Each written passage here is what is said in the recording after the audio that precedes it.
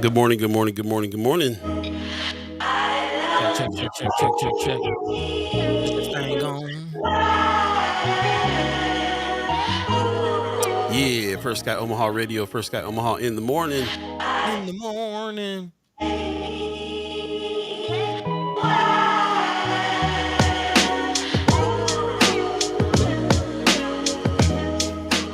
you for that. 1 2 1 2.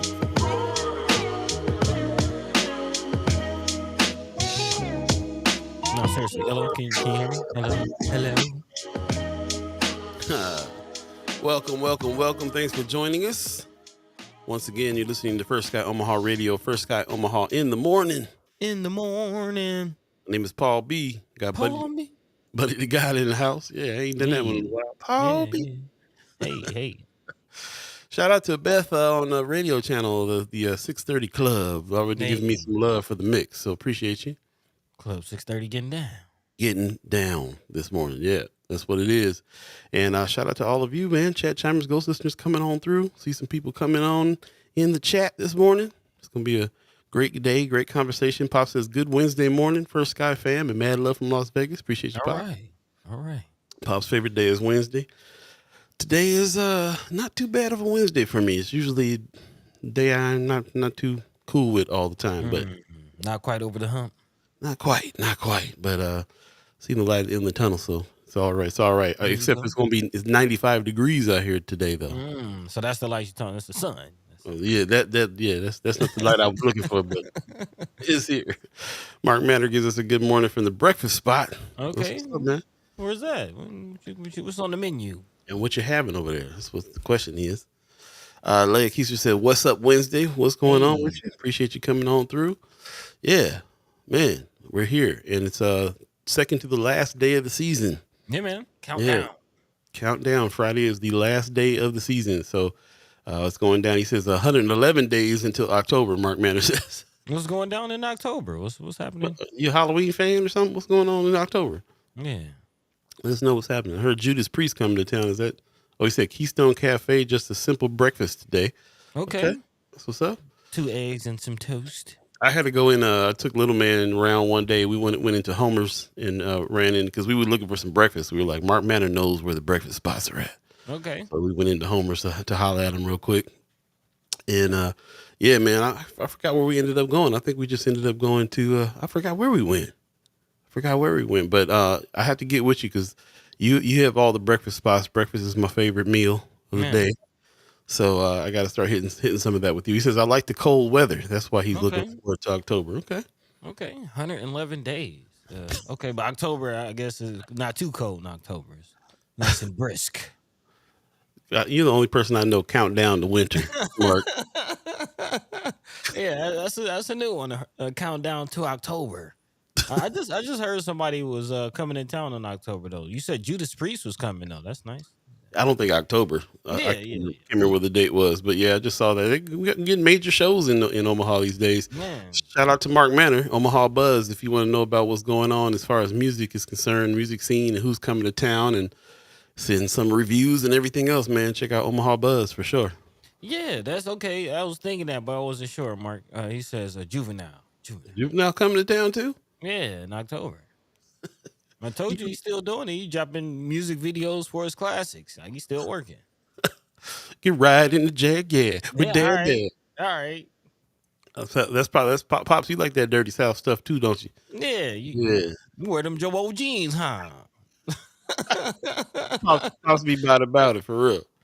He said Shaq is gonna DJ at Royal Grove. Okay, I actually wouldn't mind going to check out Shaq at a DJ gig. If I ran into Shaq, I'd be like, we got to go ahead and start this cipher up. I want to see if you can really rhyme for real. All right, hit you with that Fushnickens flow.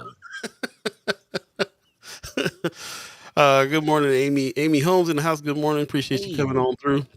Rome's Review says BG new music is where it's at. Okay. Man, okay. Yeah, shout out to BG, man. They try to act like Mans was violating his probation because he was, doing what he does because he was rapping. Wasn't in the streets, wasn't doing anything, causing any hoopla, just in the studio. He wasn't snitching on himself, was he? Nah. Oh, okay. Rap snitches telling all their business. Oh, man. You know who else I was thinking? Who else I was thinking about? Who else is coming to town? Well, first of all, Terrace Martin is going to be in town on Come Saturday. on, man. I Legendary mean, Terry on Saturday. come on, man. Legendary Terry. We definitely got to get down. You know what it is. It's going down. Juneteenth Joy Fest is happening. Legendary Terry's going to be in the house. So we're going to have a good time out there, man. I ran into Elijah out and about a couple of days back, and she was talking about, how excited she was for this. And Oh, yeah. yeah, it's gonna be dope, man. I love to see the progression of this. We kind of did something like this in Hawaii when I lived there, which each year got bigger and we got bigger guests coming through. And yeah, as a matter of fact, I think Michael Fronte and one of the Marley boys was out here. I think last night or maybe the show was tonight, but just took me back to the Hawaii days when we used to bring them cats out for the festivals and stuff. I was like, man, Omaha Okay. getting a little taste of that too. Man, one of the Marley boys out here. Yeah, man. Yeah, I think it was no, which one was it? I think it was I don't know, I have to look again, but I was just excited to see that, like I have to admit, the what's the company that does the tickets for Live, Steelhouse? Live Nation. Live Nation, yeah. Like I'm not a big Live Nation fan, but I'm happy some of these shows are coming out here. Like we're getting some major Yeah. artists coming through. So. That's where it's all going down at the Stillhouse? I don't know about that Marley that Michael Fronte show, but yeah, Steelhouse is the one that has the contract with Live Nation, so they're the ones that kind of bringing that out. But it seems like 1% guys are doing some stuff too, like a lot of big artists going to the Admiral. You know what I'm saying? The old Soak Auditorium. So Stephen Marley, thank you, Mark. Stephen Marley came out with Michael Fronte. So yeah, man, diverse. We getting a little bit more. I was the cat that was like, it's gonna be all country music at the Steelhouse. Yeah, yeah. No, they say that's for the shy. That's for the big house. Yeah, right. That's for the They're big gonna house. roll some country through the shy center. It's going Yeah, down. but it's been pretty diverse shows. So lots coming up. Appreciate that. Pop says, "Oh yeah, I'm about it. Master P, me, and X." Okay. The 9 Go ahead, Pops. Yeah. So, we got special guests coming in the house today. Becky Gould, who is the executive director for Nebraska Appleseed, will be on today. And I will speak to her about some stuff going on. They've been in the news a little bit lately, too, about some lawsuits that's happening. Yeah. And it was just, I got invited actually by Stuart Chittenden. If you remember him, he's the one that does the Lives radio show that we had on Mind and Soul for a while. Now he's on KIOS Sunday morning at 9 o'clock. Check him out. Yeah. Stewie C still doing the thing. Still doing his thing. He introduced me to Becky Gould at an event. And I was really surprised to hear about some of the things that Nebraska Appleseed has been doing, Yeah, which fully aligns with like some of the stuff that the Senator Terrell McKinney, Senator Justin Wayne pushed through for bills and getting laws passed and so on. And they've been some of the force behind some of that too. So a lot of alignment there. We're gonna learn about more about that when she comes on a little later on in the show. So stay tuned for that. We also got Ashlei Spivey back. From IB Black Girl. She's going to be in her role from IB Black Girl this time around and telling us about a ribbon cutting coming up. Some big announcements happening. So, yeah, man. Chock full of guests. And Friday, chock full of guests, too. We might have an extra long show on Friday. Yeah. But, last episode of the season, possibly going out with a bang. So, looking forward to that. But it looks like we got a nice little Women's Wednesday lined up today. See if they about it. Speaking of that. They about it. Yeah, they about it. Heather Williams gives us a good morning over there on Facebook. Wanda Lewis gives us a good morning, too. I appreciate you guys coming on through. Hey. Marlon Harrison says, Happy Wellness Wednesday, First Sky family. Okay. Let's still like that. Yeah, man. Also, Kimmer Snipes gives us a good morning. Good morning to you. Brother Pena gives us a buenos dias. In the dias. It's going down, man. Appreciate you guys. Do us a favor, share the show, especially if you're on Facebook. It's easy to share the show right there on your page. Get as many people in speaking as possible. And we're going to go ahead and get this show on the road. Oh, there's Anthony Rogers Wright coming in. Says Happy Doc Ellis Day. Okay. Is that the picture out of Oakland? Doc Ellis? Is that? Let us know. Yeah, is that? Yeah. I'm thinking of a certain picture that did a certain thing on a certain day, but. Oh, okay. Yeah. See if you're right. We'll see if you're right. Yeah. Judy Princess gives us a good morning. Also, Michelle Moreno gives us a good morning. Appreciate you guys coming on through. We'll go ahead and get this show off the ground here. Another fresh edition of First Sky Omaha in the morning. In the morning. It's happening now. All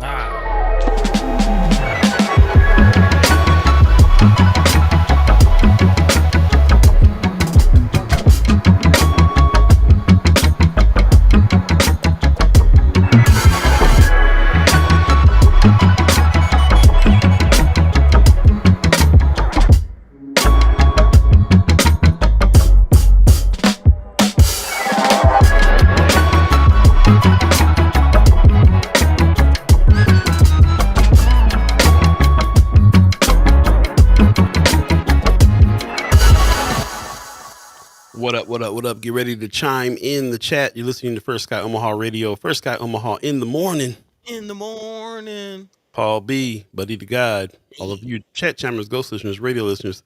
Wednesday, June 12th already, 2024. We're in the summertime for real. It's going to be 95 degrees today, plus humidity. So, yeah, make sure that your filters are cleaned and your air conditioner's blowing, and check on your loved ones and all that stuff, because it's about to get hot. Man, luckily, Step Pops and my brother patched up the pool, man. Okay. Yeah, a little dip in the pool. Man, that's what it sounded like. It's that time. It's that time. I had to come through. I don't really do public pools, so I'm glad I know somebody now that got one. Yeah, come through. That's what's up, man. Anthony Rogers Price says you aren't seeing things. Anything can happen on LSD, Pittsburgh. Yeah, okay. I was thinking it was the A's, but yeah, Doc Ellis. It's quite the interesting documentary about this brother that's out there. Really? Yeah. Pitched a no-hitter on LSD. Well, hey, I mean, anything can happen. Yeah, apparently it's back in the days, Well, this show. This is why I love this show, because I'm constantly surprised. Did not know we would be talking about sports, baseball, and LSD all in the first 10 minutes of the show. So shout out to the chat chimers. Shout out to yeah, man. That's what's up. Okay, all in the same story. All the same story. Yeah, I don't know what's going on with MLB, man. We were just talking about the whole Negro League stats. They just had a Darryl Strawberry Day too up in New York, the Mets. I remember Darryl Strawberry. Yeah. He was a wild figure too, wasn't he? Yeah. If I'm not mistaken, he used to play with the Booger Sugar. Oh man. Hey, cocaine's a heck of a drug. Anthony Rogers Rice says the documentary is called No, and it's amazing. Okay. Yeah. I've seen clips. I haven't sat down and seen the whole thing, but I can't wait to see it now. Ron's review says Shaka Khan on Tiny Desk. Loved it. Love LSD. Wait a minute. Wait, what? Yeah. You're making me feel like I'm on it today. What's going on? Hold on. I didn't catch that one. Okay, Ron's review. Hey. Yeah, that was nice. He slipped that in there on me. Yeah, he did. It was the time, I guess. It was. But by the way, Shaka Khan Tiny Desk concert is don't miss it. It's cold. She still got it. And what I love is just the way that people honor her when she ain't even got to sing the songs no more. The crowd just gonna sing it for her. Man, you get to that status, it's dope. You made it. I got a lot of people sent that to me, like private messages, little clips of Shaka Khan singing. I'm like, that's what's up. Little love letters. I'm not, that's the modern day love letter now. Just send a meme or send a little clip of somebody singing. Oh yeah, that's what's up. I love it. Anthony Rogers Wright is what's he saying now? Oh, Maggie Miller Jenkins in the chat. Good morning. He says, did y'all see Malawi president also died in a plane crash? No. Did hear that? Yeah, I didn't see that. A lot of wild stuff going on there. She said vice president. Anthony Rogers Rice is vice president. Yeah, there's some wild stuff going on right now in these. Hopefully this next wave is going to be us being able to speak with our immigrant population here in Nebraska a little bit more and get some news that's relevant to them too from their regions, and also what helps them being here. I've been talking to a lot of folks on that. So shout out to BAA for making some, making some headway there with the relationships between, Black Omaha and a lot of the brothers and sisters from Africa, the immigrant population and refugee population here too. So hopefully we'll be able to talk. We're working on some things for next wave that will tie that together even more. So that's what's up. Love to get Carla Velasquez activated too. I know she's out and about doing her thing. Link up with our Latinx brothers and sisters. Yep. Anthony Rogers Rice says Shaka still got it. She's an enigma. He ain't lying. Man. Kimmer says no sugar booger, never had a nose full of dope. J. Cole quoting J. Cole lyrics. That's what's up. Okay. As long as you ain't quoting Drake, I think he's done. BBL Drizzy. That's what. Look, now you guys, we talk about AI, but I gotta tell you that BBL Drizzy song got me like that's the first AI song that I'm like that's that's dope. I can't deny AI writing music if it's gonna be BBL Drizzy. That was just it's wild and it's crazy and it's dope all at the same time. I mean, I've been liking these doo-wop versions of modern songs that's been coming out. You know, Big time, I'm man. here for it, man. I'm here. Yeah, dude. Brother, let's see. Matthew Miller Jenkins is saying also France's election results were horrific. She's talking about world news around here. And while we're at it, shout out to Mexico for having the first female president ever. So there's a lot of stuff going on around the world for sure. Yeah, France's election was crazy. Also, India's election is you know learning about who's in power over there is wild as well. Like there's some serious right wing stuff going on all around the world, not just you Man, know we be concentrating a lot on what's happening here in Nebraska, but it's a trend. There's some trends going on. So wild. hey, watch out, watch out. I will say though, shout out to Mexico. Just got their first women president, if I'm not mistaken. I just said that. You must have not been paying. You must be Yeah, reading yeah, I something. missed. Yeah, I must say, I missed that. That's gonna be a TikTok clip. Pop says yes, love Shaka on Tiny Desk. Also Willow said, yeah, Willow Smith doing big things right now for real. If you haven't checked her album out, check it. And one more thing about some albums being out, Dog Pound just dropped something with this new Snoop Dogg stuff. Man, yo, They dropped it. First of all, Snoop Dogg dropped a song with bringing back Lady of Rage, Afro Puffs, yo, and they on a premiere beat. man, rapping, like they came, you know, the East Coast, like Corrupt went back to his New York roots on that, like, Dog Pound. yeah, yeah. That's a cold piece right there. That's Yep. Yeah, check it out. Lots of good music out right now. Also, Brother Pena says I did hang out with Kimra, and it was the best. Other than I forgot my lighter for my smoke. Okay, had to use copper welder. Okay, you might be giving a little too much information there, man. Come on now, calm down. Rap snitches, tell them all their business. Aaron Wave says good morning. I missed Monday, but watched it later. Any updates on CPS situation?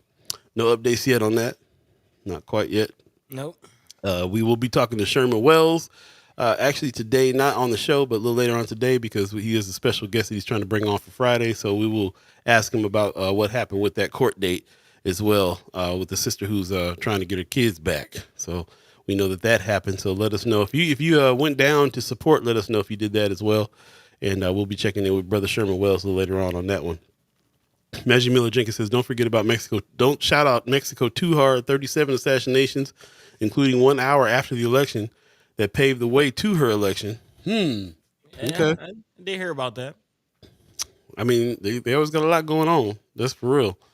Yeah, appreciate that very much. Yeah, appreciate everybody coming on in this morning and giving us the good mornings. We definitely got some things to talk about today. And if you're just joining us, special guests coming on in today. It's Becky Gould. ED from Nebraska Appleseeds is coming through, and also Ashlei Spivey's got a big announcement for about IB Black girls, so it's going down.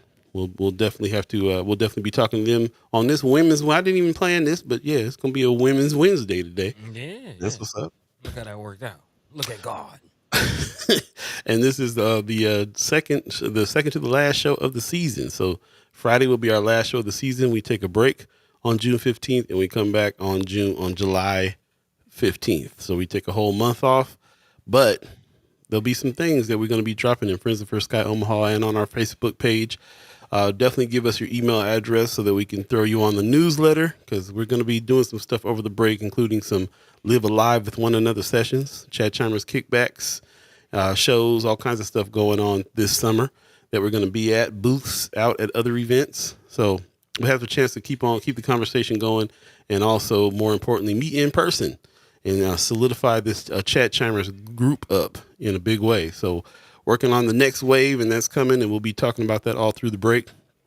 But in the meantime, between time, got a few things we want to dive in today. Buddy, you want to go ahead and start talking a little bit about today's discussion points?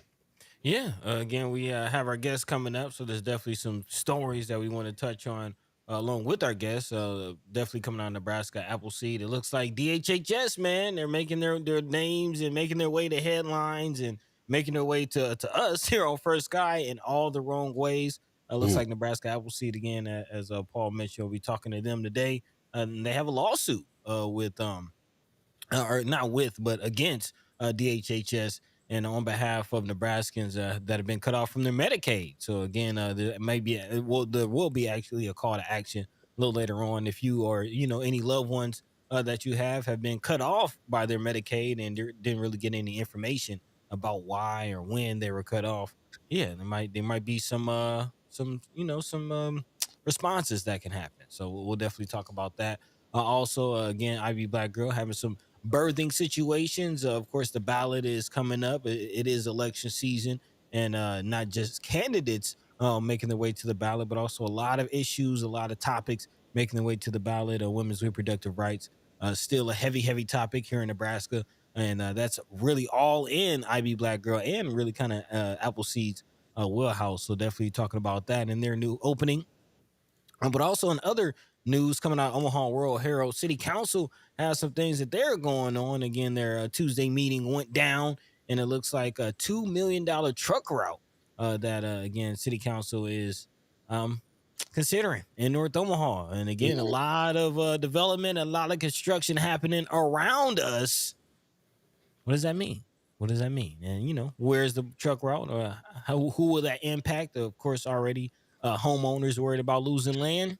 Is this more the same? So we'll definitely talk about that. Also, a couple stories that we didn't really get to dive into last episode that I definitely want to spend some time for.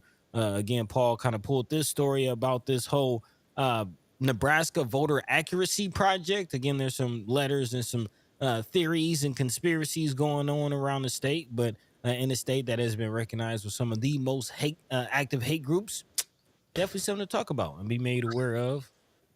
Yeah, dive into the language of that because there's some projects, some organization, some organizing going on. Also, speaking of organizing, definitely wanted to spend more time on this whole police nonprofit situation. Again, Omaha World Herald is reporting that millions of dollars have been given to Nebraska police nonprofits, but they're not going to community causes. And again, wanted to dive deeper into who is getting the money. So again, a lot of conversations, but also looking forward to having our guest on. And as always, we always call you our special guest, our co-host, if you will, our chat chimer. So if there's anything on your hearts and minds that we're not talking about, feel free to drop that into the chat. Let your mind be free. Let your voice be heard. I see a few chat chimers already talking about what's going on internationally. So yeah, we're here for it, man. We talk about just about anything. Let's dive into it and have a conversation together. Communication rules the nation. So, Well, I Paul, definitely want to, while I'm running around here doing the grant writing and all the stuff that I'm doing, kind of reiterating what it is we do here, I am reminded that we are hyper locally focused. yeah, So we do kind of dig in on especially local politics and things like that. But hey, maybe Maggie Miller Jenkins is going to be our national or international correspondent with a arm of the news as well. Seems like that's what she's on right now and keeping us abreast of what's going on worldwide as well. We always can tie that in back to what's going on here in Omaha, Nebraska. yep. But yes, this is definitely a conversation for people in the neighborhoods that are not being heard, first of all, and also not getting the news that they need in order to be able to live a more full life. And that's the hyper local focus. But yes, this is a conversation led and driven by you, the people. And so we will talk about some of the things that we talk about, but I have not personally been digging into a lot of the international news as far as news is concerned to be able to disseminate here on this show. Do a hyper local focus, but thank you for making us aware of some things that we need to look a little deeper into and tie into what's happening in Nebraska because it's relevant. Oh, yeah. In the meantime, between time, also Anthony Rogers Wright is bringing up something about Nebraska Appleseed. I'm glad you're bringing it up. Says just got that big money from Bezos' ex-wife. When we have our special guest on today, we can definitely do the follow the money thing that we do and find out how Nebraska Appleseed gets funded and more things about it. If you have questions about Nebraska Appleseed, this is something that we've talked about in the past and how they're aligned and where the money's coming from and so on.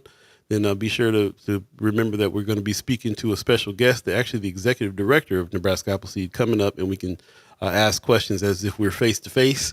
and get the information we need. They seem to be a very, very, very huge advocate here in Omaha. I was very shocked when I went to the event and saw the people in the room. I'm way out on the west side, whole lot of white folks in the room. I'm like, what are they doing? But they talking about all the things that like the senators passed, and they seem to be an action group that gets behind some stuff. So we're gonna figure out about alignment and see what happens there, and if this is the ally type situation and all that good stuff. So I'm looking forward to it.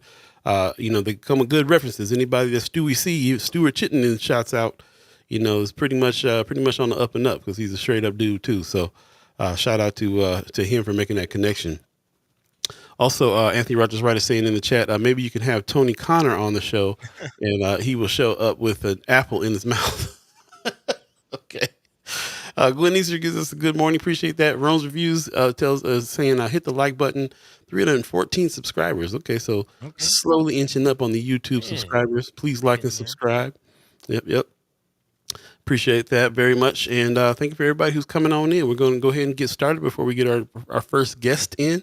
Buddy, what's first on the agenda, story-wise? Man, I wanted to continue to keep an eye on this development that's going on. Omaha City Council has been very busy. Of course, we've been talking about the Inland Port Authority and all the happenings that's going on with that, and reasonably so. We are talking about hundreds of millions of dollars, and North Omaha, right in the heart of North Omaha, in the center of that conversation. Of course, the changes over at not Gene Leahy, but Levi Carter Park, also the airport situation, several projects, the business park, a lot of things going on, but that's not it. The city of Omaha has more projects planned. The latest coming out of Omaha World Herald is now a truck route that's apparently going to skirts and emerges North Omaha Business, Arts, and Residential District north of downtown. So definitely something to look out for. Omaha Mayor Gene Stothert is proposing that the city spend $2 million to buy 18 acres of mostly vacant industrial land near 14th and Locust for a new roadway. The land is a part of a former industrial and demolition debris site. The city has considered buying for a decade, only to back off because of high environmental cleanup costs. Making that shovel ready that we've been learning about, all the things that goes into making land ready for development. And the council will hold a public hearing, so this is an opportunity to speak up if you have any interest in that area. When it meets Tuesday, the council also is scheduled to vote Tuesday on paying HDR Engineering Incorporation about $502,000 for preliminary design and engineering work on the proposed road. The proposal could separate truck traffic frequenting nearby industrial businesses and from cars, pedestrians, and cyclists. Of course, apartments, offices, art studios also in the area. Paul, early in the First Sky days, we will go over there. If you remember the area right there, we would pass the trucks on our way to Weatherized. So if anybody is kind of familiar, now they're calling it NoDo, but the north downtown area, that's the area in question. And I'll just kind of put it to the people. This is, more development, North End. What do we think? Are we here for the development in NoDo? Is a truck route in that area a good idea? What say you? Well, I do remember talking to some folks on the inside about that route. There's a street that we used to get to get to Weatherized over there, the Mastercraft building. That was kind of the one that when you come up to the Mastercraft building, Hot Shop is on your right, and we always wondered why that street was always full of trucks, because it's kind of a weird street for that truck route to be on. Apparently, people in that area were asking the mayor to move that route so that there's kind of a lot of apartments on there. So the homeless shelter is off one of the streets there. And it's just full of potholes, full of stop signs. It didn't feel like it was a place that trucks ought to be rolling through. And apparently, I was told that Mayor Stothert was refusing to change the route because of she wanted something and they weren't giving it to her. And she was just like, well, I'm not going to change the route then. So it's real interesting to hear that this route is about to be changed. I wonder if it's going to affect that situation, that street. I think that if there is, I think that anytime I hear about vacant land being sold in North Omaha, I'm concerned. What does that mean for North Omaha? I also think about the situation where the people in the people in Florence stopped the freeway, the 75 freeway that was being built. They stopped it in their neighborhood, and but that made it so that truck routes now have to get off the 30 or get off the 75 and then get on 30th Street and then roll through Florence with their trucks, but you're always behind trucks in Florence. Hmm. So yeah, should there be some truck route, you know, refining there in North Omaha, especially along that back corridor, you know, next to closer to Iowa? Yeah, probably. I don't really know what it should be. I need more information on where they're talking about buying that land at, how close that is to some of the residents, what other plans were there, what other business. They said it's mostly vacant land, but you know what does that mean? So I kind of want to see like what the route is, like how they're talking about tying things in. What do they want to build along that route? And you know, and if there's any imminent domain or anything happening to make that route happen. We're real skeptical of stuff that goes on after the 75 North freeway cut through the neighborhood. So, Yep. you know, well, those are my questions. Anybody got any other questions on that? I'd love to hear from you. Malone's Review says every project needs a space, materials, equipment, and briefing point. Don't have to remove soil if there is a cap of material on top. So, yeah, Okay. getting some ideas there about construction work, and you know what it's all going to take to do to make that route happen. Stuart Knight, brother Knight, in the chat. Good morning. Says could be to make path to Port Authority. So yeah, lots of construction going on around there. Port Authority happening around there. It's Good also, idea. like I said, that's also back where they're going to be building the big soccer stadium and all the, you know, a lot of new construction, a lot of new stuff going on around there. What's the are they is that part of the route? Hmm. Are they thinking ahead for trucks to reach that area? So yeah, Wanda Lewis says 16th Street is also an option. So, yep, it's good. 16th Street is I don't see a whole lot of truck traffic going through there. It seems like that would be an area that it would be a lot. So I don't know where they're going at that point. I think they're going around. Well, Hmm. well, according to the article, it won't go along. It'll cross 16th. It won't go along 16th. Okay. And it's actually the project is actually supposed to stretch all the way to Ames. So this is quite, Yeah. quite a long stretch. I mean, pretty Right. much all of North Omaha, from downtown, all the way to Ames. It starts at 11th and Locust and will travel all the way until Ames at Commercial Avenue, and it will impact the Ames Avenue and North Freeway ramp. So Mhm. yeah, a lot of revamping. Yeah, that is. So, you know, like I want to get a clear picture what that is and what that means, because you know I feel like that's a big move. That's a big move, and it's a lot of land to acquire from North Omaha in areas where we feel like we're always looking at that land situation over there. What's being used for? We're already half industrial in North Omaha, now, and also, like I said, 75 North cut through cut through the neighborhood. So now there's another route. We're surrounded by routes. I mean, that's cool if it's for a purpose. We'll see. Wanda Lewis is also saying they rerouted in the past to save Miller Park. You talk about 75 North Okay. or the truck route?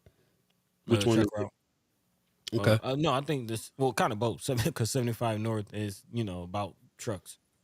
Yeah. Yeah, I don't know, man. That's how I'm feeling. I'm just like, okay, we'll see. We'll definitely have to dig in more and find out some more information on what the plan looks like. So yeah, it's something to be concerned with, though. Like, with sometimes a lot of people in North Omaha aren't too concerned with that, what you call North Downtown, what they're trying to call North Downtown area. I still call it the North Side. And but there's a lot of buildings, there's a lot of land, there's a lot of stuff you can't even buy, you can't even acquire. We dug into trying to find out who owns what, and it wasn't easy information to get Man, because they're man. holding it for something. And that's what I'm thinking as well. We do know that there's some Mike Maroney properties in that area. What's going on with that. And I also, when I think of these types of projects, I just always think of just traffic flow, and is it going to hurt or harm our community? Of course, we have businesses in North Omaha. We've been talking about LB 1024 and the hundreds of millions of dollars that are coming into North Omaha, and the hope is that we have businesses that people, from outside of North Omaha, not just within the community. But we're a hop, skip, and a jump from downtown. College World Series is this weekend. There are opportunities for real economic growth and real economic, booming situation. But if we have truck routes and streets routes are changing, that can be impacted. All that can be circumvented with the right route, or really the wrong route, if you ask me. So I kind of like what brother Mr. Stewart Knight is saying, though, as far as the impact that could have on the Inland Port Authority, the Mhm. business park situation. And also, Senator Wayne has mentioned about truck traffic on 30th Street in the past, and how dangerous that could be, especially in the Miller Park, Florence area. So Yeah. yeah, maybe this, could help. I also like brother Pena is talking about too, though. Does it go through residential areas? How far is the nearest school? These are all good questions about that route to find out about it. What's going on there? So we'll definitely be trying to keep our eye on that and see what's happening there. Man, I had another good point. Lost it. Hard to keep that train of thought these days, boy. I tell you what, I'm getting old. Getting old. Getting old. Put my readers on so I can see what I'm saying. I appreciate everybody's comments on that. Yeah, we'll definitely be looking and seeing what's going on there. I'd like to see if that's really how they're going to tie that into this Inland Port Authority situation. We already know that Inland Port Authority situation is pretty volatile right now too, because people are scared there's going to be imminent domain there too, Yeah. running, taking over properties. So now either more property is going to be taken as the road is cleared the way. We'll definitely see. Rick Fulton in the chat, good morning, says Mayor now says she didn't call for eminent domain for the East Omaha Levi Center Sherman Neighborhood Association. Yeah, she didn't call for it. I mean, I don't think anybody's saying that, but I can understand if you live there, you'd be nervous about it. Yeah. You know, still could happen. We don't know. The bids have to start coming in for the construction of that, and then we'll be talking about whether or not areas need to be flattened.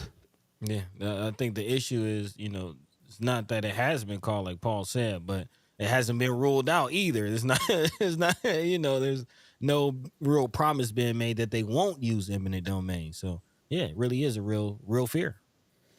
Rick Fulton said, "Mean Gene sent him a mean email saying I had it all wrong." I can see how that reads too. You're an idiot. You've had it all wrong. See how I Mean got that Gene. feeling as well. Got that Yeah, feeling as right. well. Yeah, yeah, yeah. Wanda Lewis says, yes, it would impact some residential areas. I've attended some of the meetings. So there have been Okay. meetings on this. Okay. I know Sister Wanda Lewis has worked with some planning department stuff in the past. So yeah, definitely would love your input, if you have any more on that.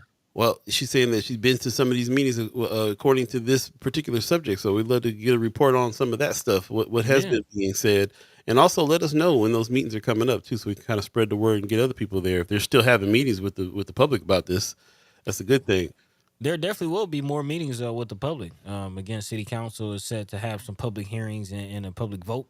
Well, not public vote, but they will be voting, Mhm. and the public could Right. possibly come and see that. But yeah, this is Watch going them vote. Huh? right. Just wanted to clarify that. But yeah, on Tuesday, it's going down this upcoming Tuesday next week. So something to Okay. look out for. There you go. Anthony Rogers right in the chat says, good thing the Inland Authority Advisory Board that no one knows about will have so much power and influence. Oh, that's right. Yeah. I hope it does have some kind of influence. I mean, that's the last stand we got really is to try to influence what the committee, the advisory committee is going to be made up of. So we'll see. Yeah. Kimmer in the chat says the mayor said that the Inland Port Authority does have power to do eminent domain. They just Does never not. said, yeah, they just never said that the city, they just never said that the city doesn't. Yeah. I mean, it really is like, I feel for the residents. I feel for the homeowners out there that are scared that this is going to happen because they've been, this has been, how long has it been when they had that big meeting over there in North Omaha? Mike Maroney was there and the senators and everybody. Man. It's been some months, and again, and now there's a board. The board has been assigned. I don't think there's any bids happening quite yet, but as we progress, we still don't have any real answers about that particular subject. Whether or not there's going to be people whose properties are going to get taken through there, and now we're getting news of a truck route that may possibly lead to the Port Authority to this new port, or be in conjunction in some kind of way. So the article right now is saying it's mostly vacant lots. That doesn't mean it's all vacant lots. Number one. Number two, can you go back to that article real quick? There was something in the beginning of that was talking a little bit about some kind of business district or something like that. Did you see that? Did I hear that right? Yeah. Find. I think I know what you're referring to. You sticking? You probably got too many windows open now. Hello, hello. Can you hear me? Can you hear Yeah, me? yeah, you good. It says the proposal could separate truck traffic frequenting nearby industrial businesses from cars, pedestrians, and cyclists going to and from apartments, offices, art studios, shops, restaurants, and hotels in new or renovated buildings near Charles Schwab Field. Um, Yeah, it was towards the beginning too. Yeah, it just put it in my mind, that this is something that we've always been talking about too. Like, we need a business district or an entertainment district. We need stuff like that happening in North Omaha as well. And whatever that line was there made me think about it. In the meantime, we got Senator McKinney in the chat. He says the Inland Port Authority doesn't have eminent domain authority. Anyone seeking grants has to meet with advisory board and the community, or they cannot receive funds. Appreciate you coming on, Senator McKinney, and reminding us about that. That is written in the bill. He told us last time he was here, read the bill. He's mhm. like, it is written in the bill that they can't make a move without meeting with the advisory board in the committee. They can't receive the funds to do anything if they don't meet and get some approvals there. So maybe there is a little bit more power there with what the committee advisory committee can influence the board to do. We'll see. Yeah. And, Senator Terrell is on the board. So I know there's at least one voice that's going to, speak some sense when some sense needs to be spoken. So There you go. there you go. Sandra Peterson in the chat. It's a new name I haven't seen before. Yeah. Good morning. Says Google 1410 Locust Street for the city of clerk document. It has information and a design of the truck route. Okay, appreciate that information. We'll definitely dig in and see. I'm really anxious to see what that route's looking like. What's it going to be? Where's it going to be at? Got family that owns homes over in those areas. So how close is that? You know what I'm saying? It might not run through their neighborhood, but it might be a street over, and major thoroughfare with trucks rolling a street over is impactful too. So we'll see what happens there. Lots to talk about here on this. This is one of those evergreen topics we'll definitely keep talking about. Any kind of big construction or land that is going to be purchased in North Omaha is very important to be looking at and seeing what's happening, especially when we're talking to people from these areas that own homes and might are nervous about eminent domain and other things like this. Huge. So shout out to everybody who came in on this. I think yeah, we already went through all the chats on this, and shout out Yep. to Senator McKinney for tuning in today and checking us out. Again, you're listening to First Sky Omaha Radio, First Sky Omaha in the morning. In the morning. My name is Paul B. He's Buddi3 Da Gawd, and we're going to go ahead without further ado and bring our special guest in, waiting in the wings, ladies and gentlemen. Becky Gould is joining us today. Good morning. Good morning. How are you? I'm doing well. It's great to Good. be with you this Good. morning. Well, good. I don't know if you're up and at 'em, but I'm dragging a little bit. It's kind of early still. You need your junk ship coffee. Need your coffee. It is early, a little earlier than I start my day usually, but it's great. I'm excited to be with you. Well, Yeah, good. thanks for Appreciate it. joining us. Thanks for joining us. Heard a lot about Nebraska Appleseed. Been, the name has been making its way in a lot of stories and just, getting into a lot of things. Good trouble, we'll call Yeah. it. Of course, we kind of teed up the lawsuit that you have here with DHHS. But before we get into that, can we learn a little bit about you? Again, you are the ED of Nebraska Appleseed, correct? Yeah. Yep. I'm the executive director. I've been at Appleseed almost 23 years. Oh wow. Oh, okay. So Nice. good long time. I grew up in Nebraska, grew up in a small town outside of Lincoln, went to school here, went to law school here, and then right from law school to Appleseed.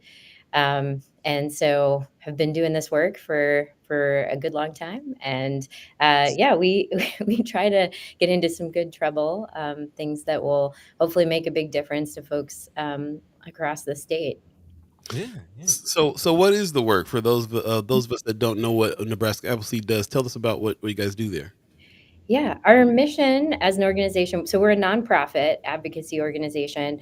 Our mission is to fight for justice and opportunity for all Nebraskans. That's a huge mission. We could do all kinds of things under that, but we try to focus on 4 areas where we know there's a lot of needs across the state. So we have an economic justice program that focuses a lot on how do we address the conditions of poverty and reduce poverty across the state. And so we do a lot of work around public benefits programs, education and training programs for adults, and then quality jobs. So making sure folks have jobs that pay good wages and provide benefits. We have a child welfare program, so we work on the foster care system in Nebraska that's been troubled for a really long time, and looking at kind of the full range of what that system does, and trying to make it better. Folks should be better for having encountered that system, not worse. And most of the time, a lot of people have a lot of challenges once they're involved in that system. We have a healthcare access program, focuses a lot on Medicaid, but also a little bit on private insurance, making sure that people are eligible for health insurance and that they have access to the full range of healthcare services that they need. And then we have our Immigrants and Communities program, where we work on federal immigration policy, some state level policy around kind of what we would call inclusion work, making sure that there's language access, that folks that are new to our state can get involved in decision making in their communities. And then we do some work specifically with meatpacking workers around health and safety issues in that industry. So a really wide scope of work. And then we're kind of a full service advocacy organization. So we do about half our staff are community organizers, the other half are lawyers. So we're engaged at a community level, we're engaged at state policy, federal policy. We do litigation work, which we can talk more about the case we filed yesterday. We work on ballot initiatives. We're working on 2 ballot initiatives right now. So we kind of use the full range of strategies, and our goal is to try to help support community members who are directly affected by these problems in making the changes they want to make in their community. Beautiful, beautiful. Definitely, kind of makes you think of the approach. Like, so we're about 4 years into doing this platform as far as First Guy Omaha, and although we're news media based organization, our form of journalism is solutions journalism. So not just the who, what, where, when, why, but how do we not only talk about these issues, but talk about them in a way that our viewers and listeners and readers feel empowered to do something about the issues that we talk about. And the approach that you take is kind of the approach that we learned works the best, community organizing, but also impacting, speaking to your senators, speaking to your elected officials to impact policy, knowing the process of, policy and how bills become bills and just how that whole system works. And then even litigation, it's beautiful to see how Appleseed is approaching things, and just from our own experience, it seems to work. It seems to work. Go ahead, Paul. Definitely want to dive into a couple things here just to let you know. We have a what we call the chat chimers, is a group of people that come into the chat pretty regularly and discuss things. And just want to remind the chat chimers, we use the chat to speak to people as if we're speaking to them face to face and directly. So let's remember that. And also, and we always show respect, so we appreciate that. And we encourage you, the guest, don't worry about the chat. We'll read the chat out and the appropriate questions and things like that, so you can just focus on what it is that you're talking about. There's something we have guests on, and sometimes people start looking at the chat, and then all of a sudden they're gone, and we're like, hey, come back, we're still talking here. Yeah, so don't mind the chat. We'll definitely bring some questions out. If you have questions for our guests, then please go ahead and put those in the chat. We'll read those out. Comments as well, and experiences. If you have any experience with Nebraska Appleseed, love to hear some about that too. Paul Thielman is one of our chat chimers, and he's the one that has been posting a lot of things in our group page, Friends of First Guy Omaha, about Nebraska Appleseed. He's the one that put the article in about the lawsuit that you guys posted on your Instagram page. Also, Stuart Chittenden, which we all know is with the live show. He's the one that kind of introduced us, and he told me a lot about that too, and invited me to one of the events, and I started to hear some of the things. One of the questions that was coming up in my mind as I was sitting there listening to you guys' presentation was about how closely you work with the senators. You know, we have Senator Terrell McKinney and Senator Justin Wayne on the show every Monday to talk about the bills and things that they're pushing through, and all the struggles in the legislature. So when I was sitting there, I was understanding that a lot of the things that you guys are behind, they were pushing bills for. So how closely do you guys work together in your efforts? Yeah, we work really closely with a wide range of senators down at the legislature, including Senator McKinney. Um, and Senator McKinney actually worked for us for a bit. He was a community organizer, doing some food security work and some healthcare work. Um, and it's really essential that folks develop a relationship with their representatives, and as a result, we, as an organization, to try to have really good relationships. And it kind of works both ways. Sometimes we're taking an idea in and saying, hey, this is something we're hearing a lot about from the community, and would you be interested in bringing some legislation to help address this problem?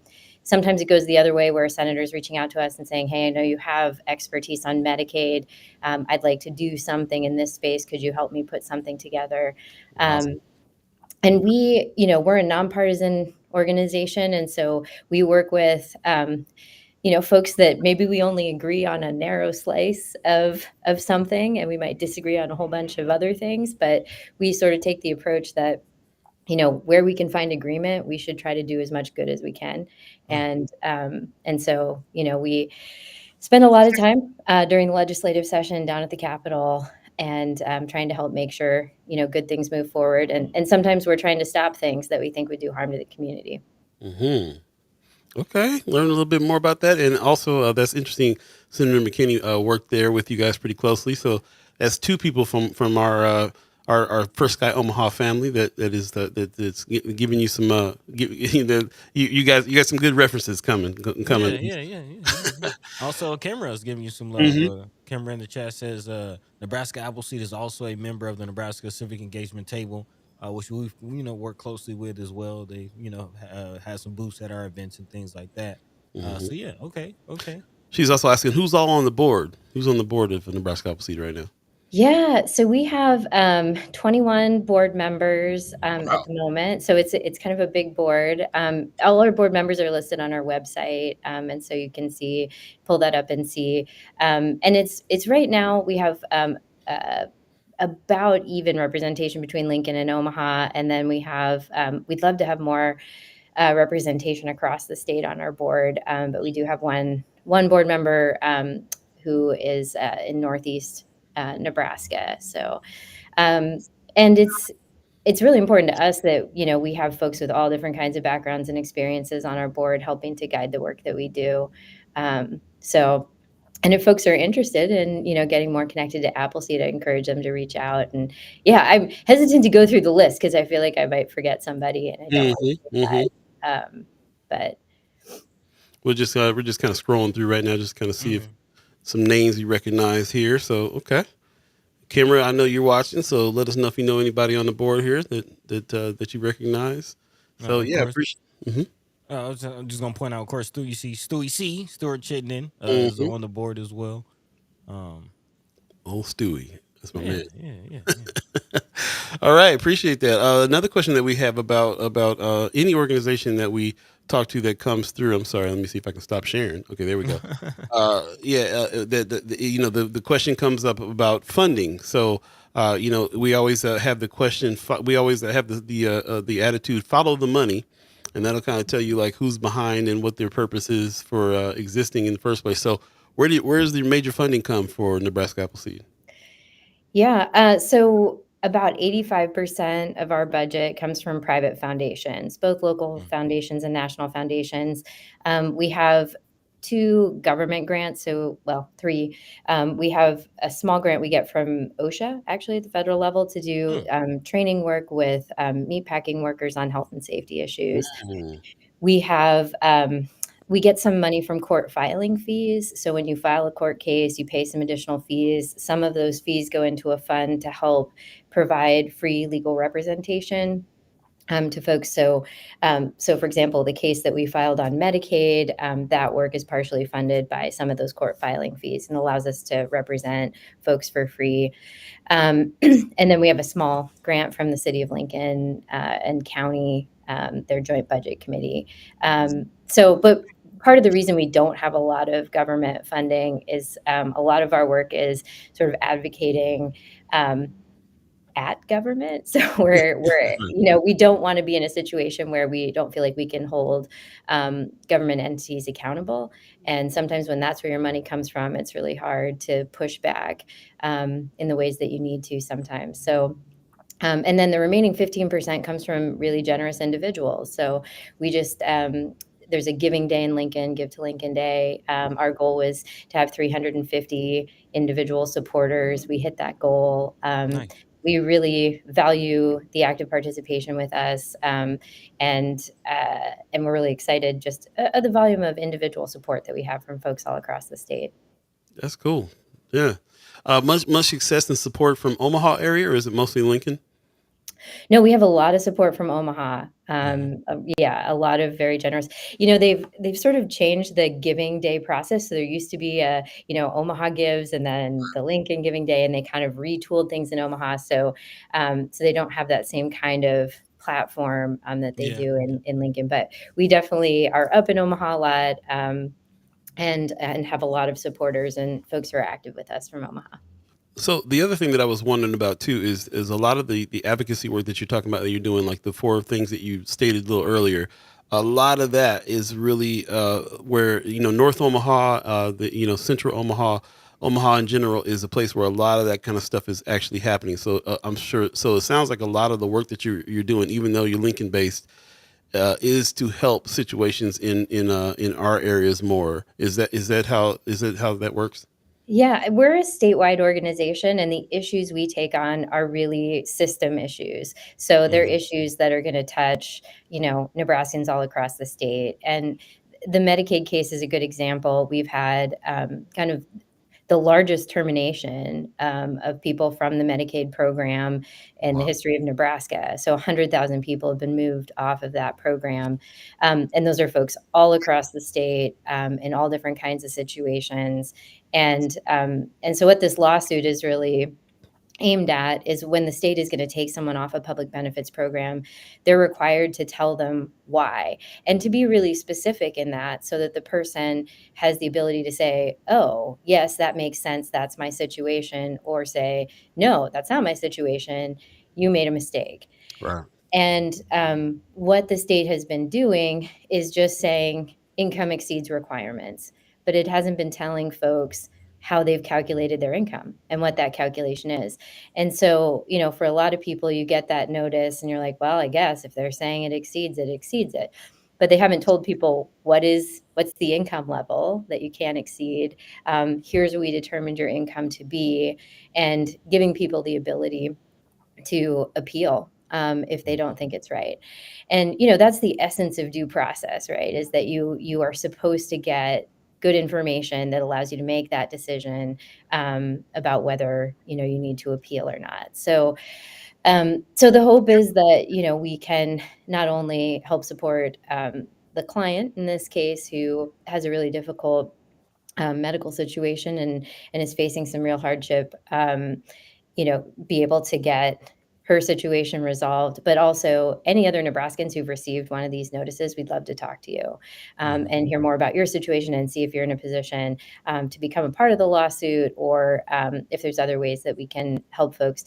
A good chunk of people are legitimately moving off of that program. But there's going to be a chunk of folks where mistakes were made. And we want to make sure that everybody who should be on that program and getting healthcare is able to do it. Yeah, I'm kind of thinking, is it a kind of a situation where individuals are going into doctors' offices and going into clinics and finding that out while they're at the clinic trying to get the service that they need, that, oh, you're cut off, and Yes. the resource that you were relying on to get this done, you actually have to come out of pocket now. Yes, so that is happening to folks. And just to give some more context, so during the pandemic, we were in a federal public health emergency. And what that meant is that they didn't take anyone off of the Medicaid program for really good reasons. We're in a pandemic, people are going to have healthcare needs. We want everyone to have access to healthcare that needs it during that time. And so, normally you're having to recertify your eligibility on a regular basis. But that was all paused for, a handful of years during the pandemic. So last April, the public health emergency ended.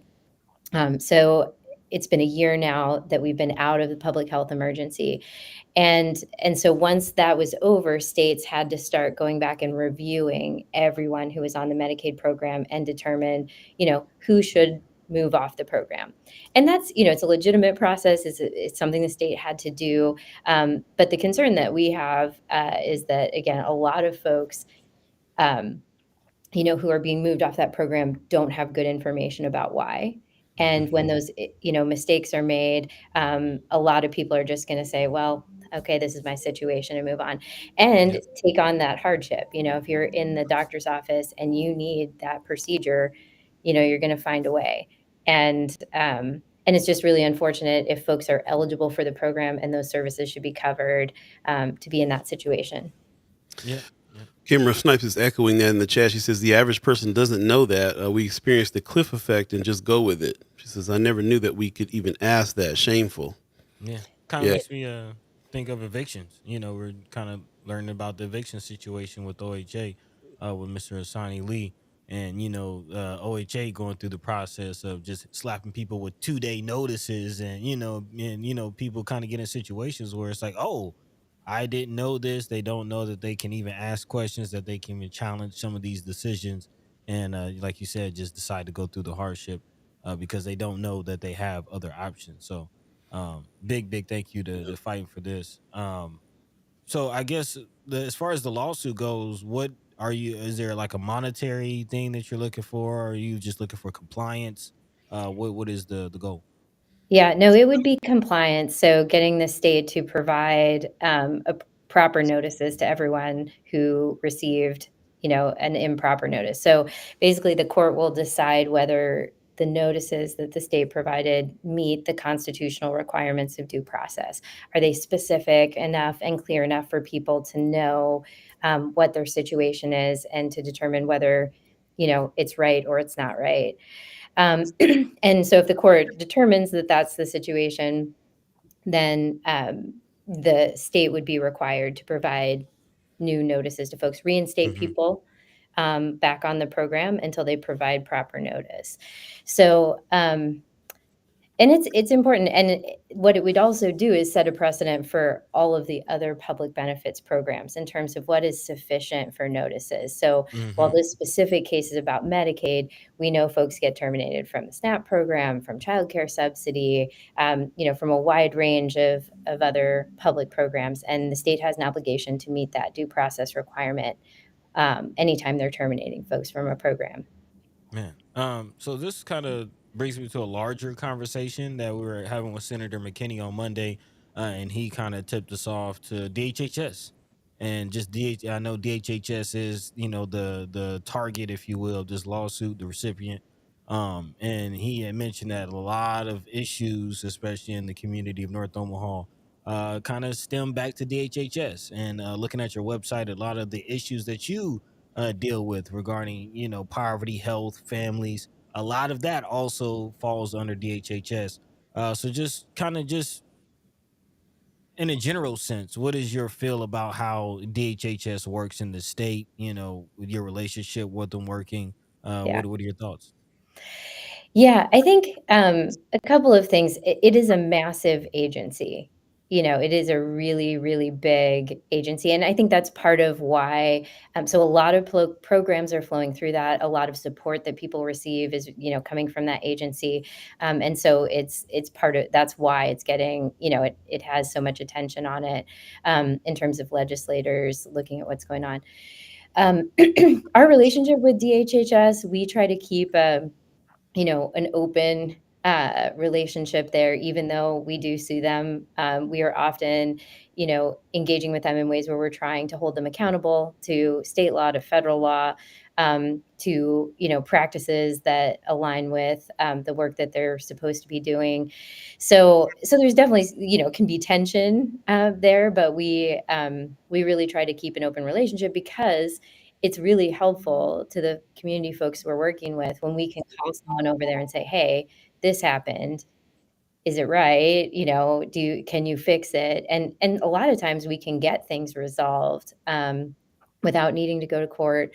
Mm, And so we want to have that, kind of relationship where we can talk with them, raise things. So we've been meeting with the Medicaid department monthly, Okay. before the unwind started, after it started, sharing what we were hearing. They would share information back with us about, what they were doing, how they were structuring things. mm, And so this lawsuit was not a surprise to them, but and litigation is one of those things where it's expensive, it's time consuming. We don't Right. want to take up the state's energy with a lawsuit unless we have to. Um, but there are certain things where we can't get to agreement, and the court has to decide whose viewpoint is aligned with the Constitution in this case. Hmm. um, so that's kind of how we operate with them. I think one thing for people to keep in mind, there's a lot of good people that work inside the department who are, day to day, really just trying to help folks that they're working with. But it is an executive branch agency, and so it has to carry out the policies that the legislature passes, but also the governor, directs all the executive branch agencies, especially when there's any kind of discretion connected to policy. Mm-hmm. So a good example of that would be the summer EBT program, electronic benefits transfer program. So folks might remember at the end of last year, the state needed to make a decision to take up that program, and it provides a a debit card to families who receive free and reduced lunch during the school year to be able to continue to access food over the summer. That was a program active during the pandemic, and then it was coming to an end, and states needed to elect to continue to participate. And the governor didn't want to do it. We had been talking with the Department of Education. Everybody that had been working on the program thought it was a good program, thought it was working. Mm-hmm. But it was an executive branch decision about whether to go forward. And so the governor initially said no, kind of doubled down and said no again. We worked with Senator Jen Day to bring legislation to require the state to take up the program. Worked with some folks to help get Senator Aguilar from Grand Island to make it his priority bill. And as things are starting to move, I think there was a lot of pressure coming at the governor. We had circulated a petition, over 6,000 Nebraskans had signed on to that. And a lot of different groups were meeting and applying pressure. And ultimately, I think, the governor realized this is really important for kids. We should feed kids, and we should make Yeah. it easy to feed kids. And so, he changed his mind. And that thank, is, thank goodness for 5 organizations and 6,000 people's signatures, right? Yeah. And yeah. And well, I think, we hear a lot of folks who say, like, does it matter? Does signing that petition matter? Does making that phone call, to the governor's office matter? And this is a really good example of, yes, it does matter. When elected officials feel pressure, it causes movement, and you don't always get outcomes like this. This is a pretty rare turn of events, but it is a really good example of, like, the right issue at the right time with the right kind of pressure, and you can get really important change. Yeah. Um, and I will say that program is out and operating right now. So if Yep. people I think a lot of folks, we just got some data about the last go around that there was about $6 million that got left on the table.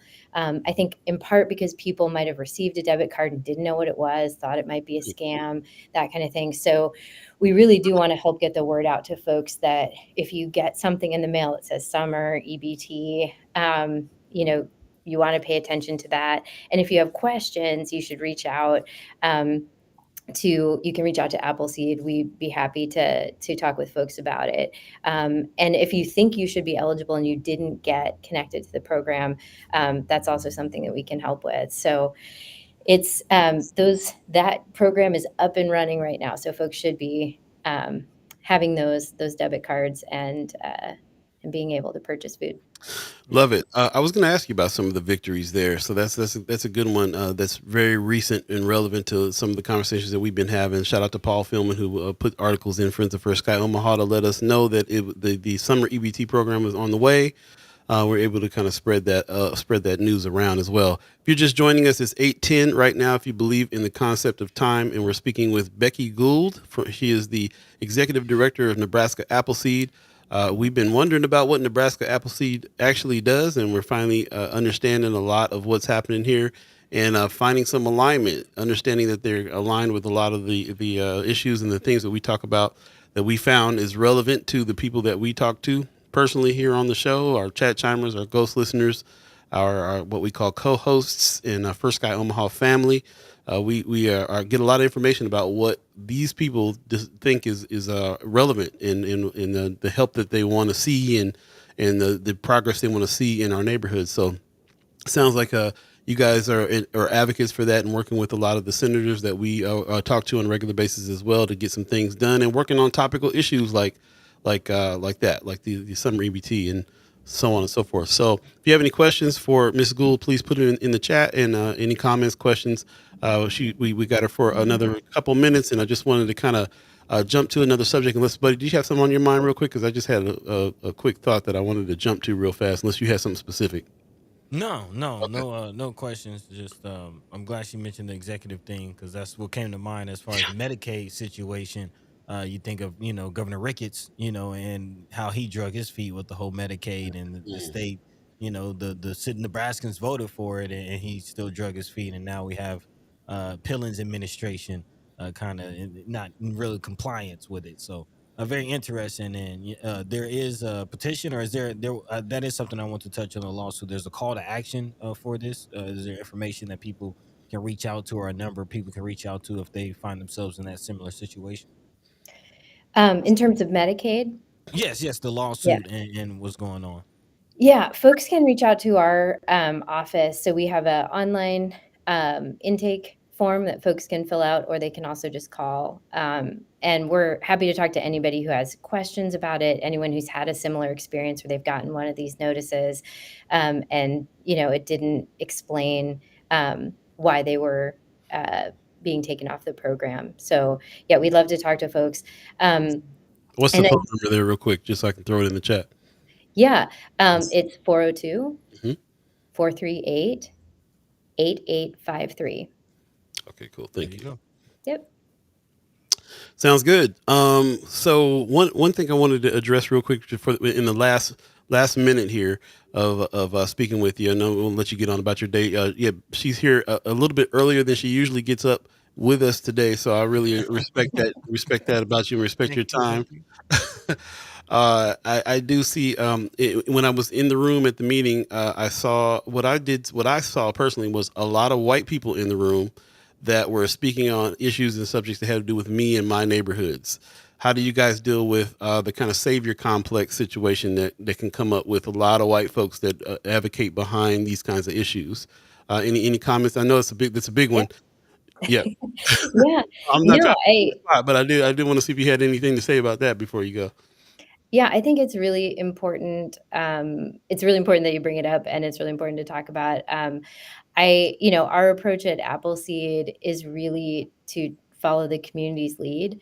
And that's an easy thing to say and a really hard thing to do. And I think the way we try to approach that is to show up in community as much as we can. We like to do that when there's an invitation, ideally that folks are saying, hey, we're trying to work on something. We think Appleseed could be helpful. But we don't always wait for an invitation. If we see a need, then we'll try to go in and connect with folks. The priority is always to try to connect with folks who are living the problem. And sometimes, we do that through working through service providers who are helping and seeing that, issue kind of firsthand, but ideally we're connecting directly with folks. And, sometimes that means we're just like walking down the street and talking to people and trying to figure out, what's going on in your community, what kinds of issues or priorities. Are there folks who are already addressing it? I think it's really important as a white-led organization that anytime we're going to get into something that we take a second and say, are there other people that are already doing this work that we could help just support and bring resources to? We're a pretty large organization, and we've benefited a lot from having a lot of resources. And, part of, I think, our obligation is to really slow down, make sure that groups who have been historically under-resourced but are better positioned to do the work get the resources and get to lead the work. And our role should be to be in the background, to be a support, and to do what folks want us to do. And so that's how we try to operate. I would say the history of Appleseed, we have progressed in this. I would say at the beginning, we didn't have a lot of direct community connection, and would, just kind of go in and do things. And it's one of the benefits of doing this work for a long time is you get to learn. And I feel like I've certainly been on a personal journey of learning a lot about how to, especially as a lawyer, recognize the power and privilege that I have as a white person and as a lawyer, and really try to check that as much as possible. I have a skill set and some knowledge and some experience, but I don't have lived experience with a lot of the things that we're working on, and the expertise about how to really solve problems lives in the folks who have that lived expertise. And so, really being aware of that, trying to facilitate ways that we can support that expertise in driving the work forward is really important. Cool. All right, there you go. We'll have to have you on again and expound on some of these things. I don't know if you know, but we take a break. Our seventh season is coming up. Friday that's the end of our seventh season. We usually take a break in this time of year for about a month. We come back in July. And when we come back in July, we'll definitely we come back with tons of things that happened over that break that we that has transpired. So we'll have to find out about the lawsuit and catch up with you on some other things and talk some more. Again, one more thing before you go. You spend any time in Omaha? What's your favorite place to go eat in Omaha? Oh, that's a good question. You better say somewhere on the north side. No, I'm just playing. I know. No, let's see. That's it. Now I'm like trying to pick between too many. Maybe not your favorite, but like one of your top 5. I mean, I do love Big Mama's Kitchen. The food that I've had there is amazing. And I'm trying to think of other places, but that that's one of the places. Yeah. Big Mama's. Okay. Yeah. Solid choice. Cool. I was asking that because I wanted to just know like what your taste was, and also how determine like how much time you actually spend in Omaha. Like you guys are Lincoln based, right? So you do spend time in Omaha though, right? I do. Yeah, I'm up in Omaha usually 2 to 3 times a week. So Okay. I was up in Omaha Monday, and I don't think I have other trips this week, but yeah, we're up there a lot. And actually about half our staff live in Omaha. And so, and we have some folks that live out in rural areas like I do. But we really try to be a statewide organization, and that's really hard. We have 40 Yeah. people, and trying to show up everywhere is challenging. But I would say anyone who is interested in like having us show up, we will show up. And we really take seriously, following through on our commitments that we make. So if we get into something, we're in it for the long term, and we're going to throw, everything we've got to throw at it. So, yeah. Appreciate that very much. Thank you for your time. Really appreciate that. A couple questions to consider when you come back for us is Anthony Rogers right in the chat is asking, is Nebraska Appleseed familiar with, do they utilize the GMES principles for democratic organizing? Another question, how about funding for Black male child to be lawyer? Do you have, is there some training advocacy? Is there ways that you are teaching other folks to do the kind of advocacy work there, or point people in the direction of being social justice lawyers? You don't got to answer now. You can save that for when you come back, unless you are burning to answer one of those questions now. So I am not familiar with the GEMA's principles for democratic organizing, but I will look into that, because we do a lot of organizing work, and have drawn from a lot of different kinds of organizing practices, but that's not one I'm familiar with. Okay. It is really critical for folks who, to have more Black Nebraskans going into law. It's really critical. So anything we can do to help with that, we are happy to do. I think, the affirmative action ballot initiative that happened back in 2009 made it difficult for the law schools to do a lot of the programming that they were doing to try to support more diverse law school classes. And Yep. we now have, Supreme Court decisions that have also made things more complicated.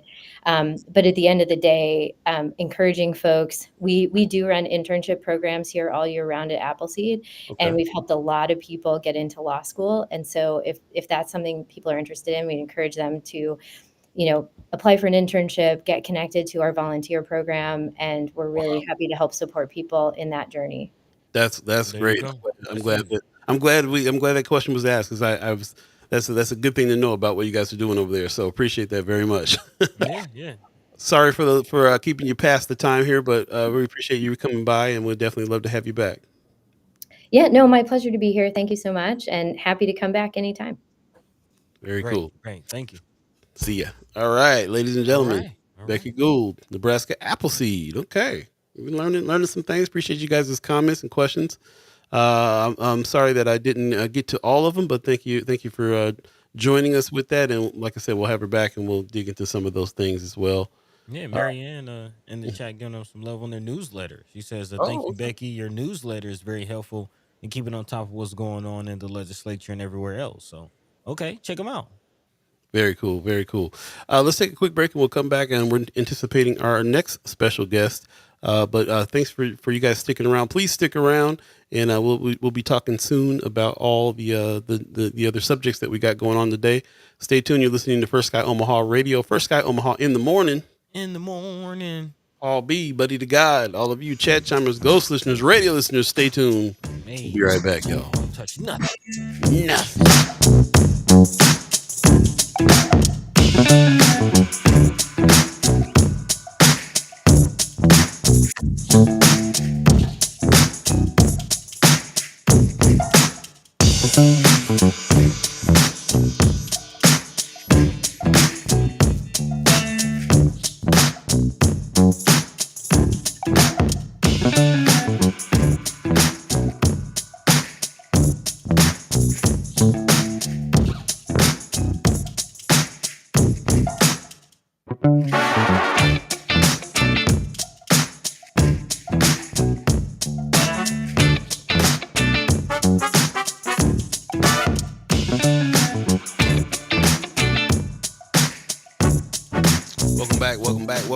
Welcome back. You're listening to First Sky Omaha Radio, First Sky Omaha in the morning.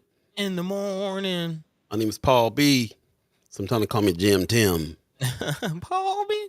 Jim Tim. Appreciate everybody that's joining us today. Please do us a favor, share the show on YouTube or Facebook. Share the show. Get as many people talking and in the conversation as we can. And it's been a packed show. We're the second to the last show of the season. Friday will be our last show of the season. We'll be celebrating 7 seasons of First Sky Omaha in the morning. In the morning. And I will just say that after 7 seasons, there's no way I can say First Sky Omaha in the morning.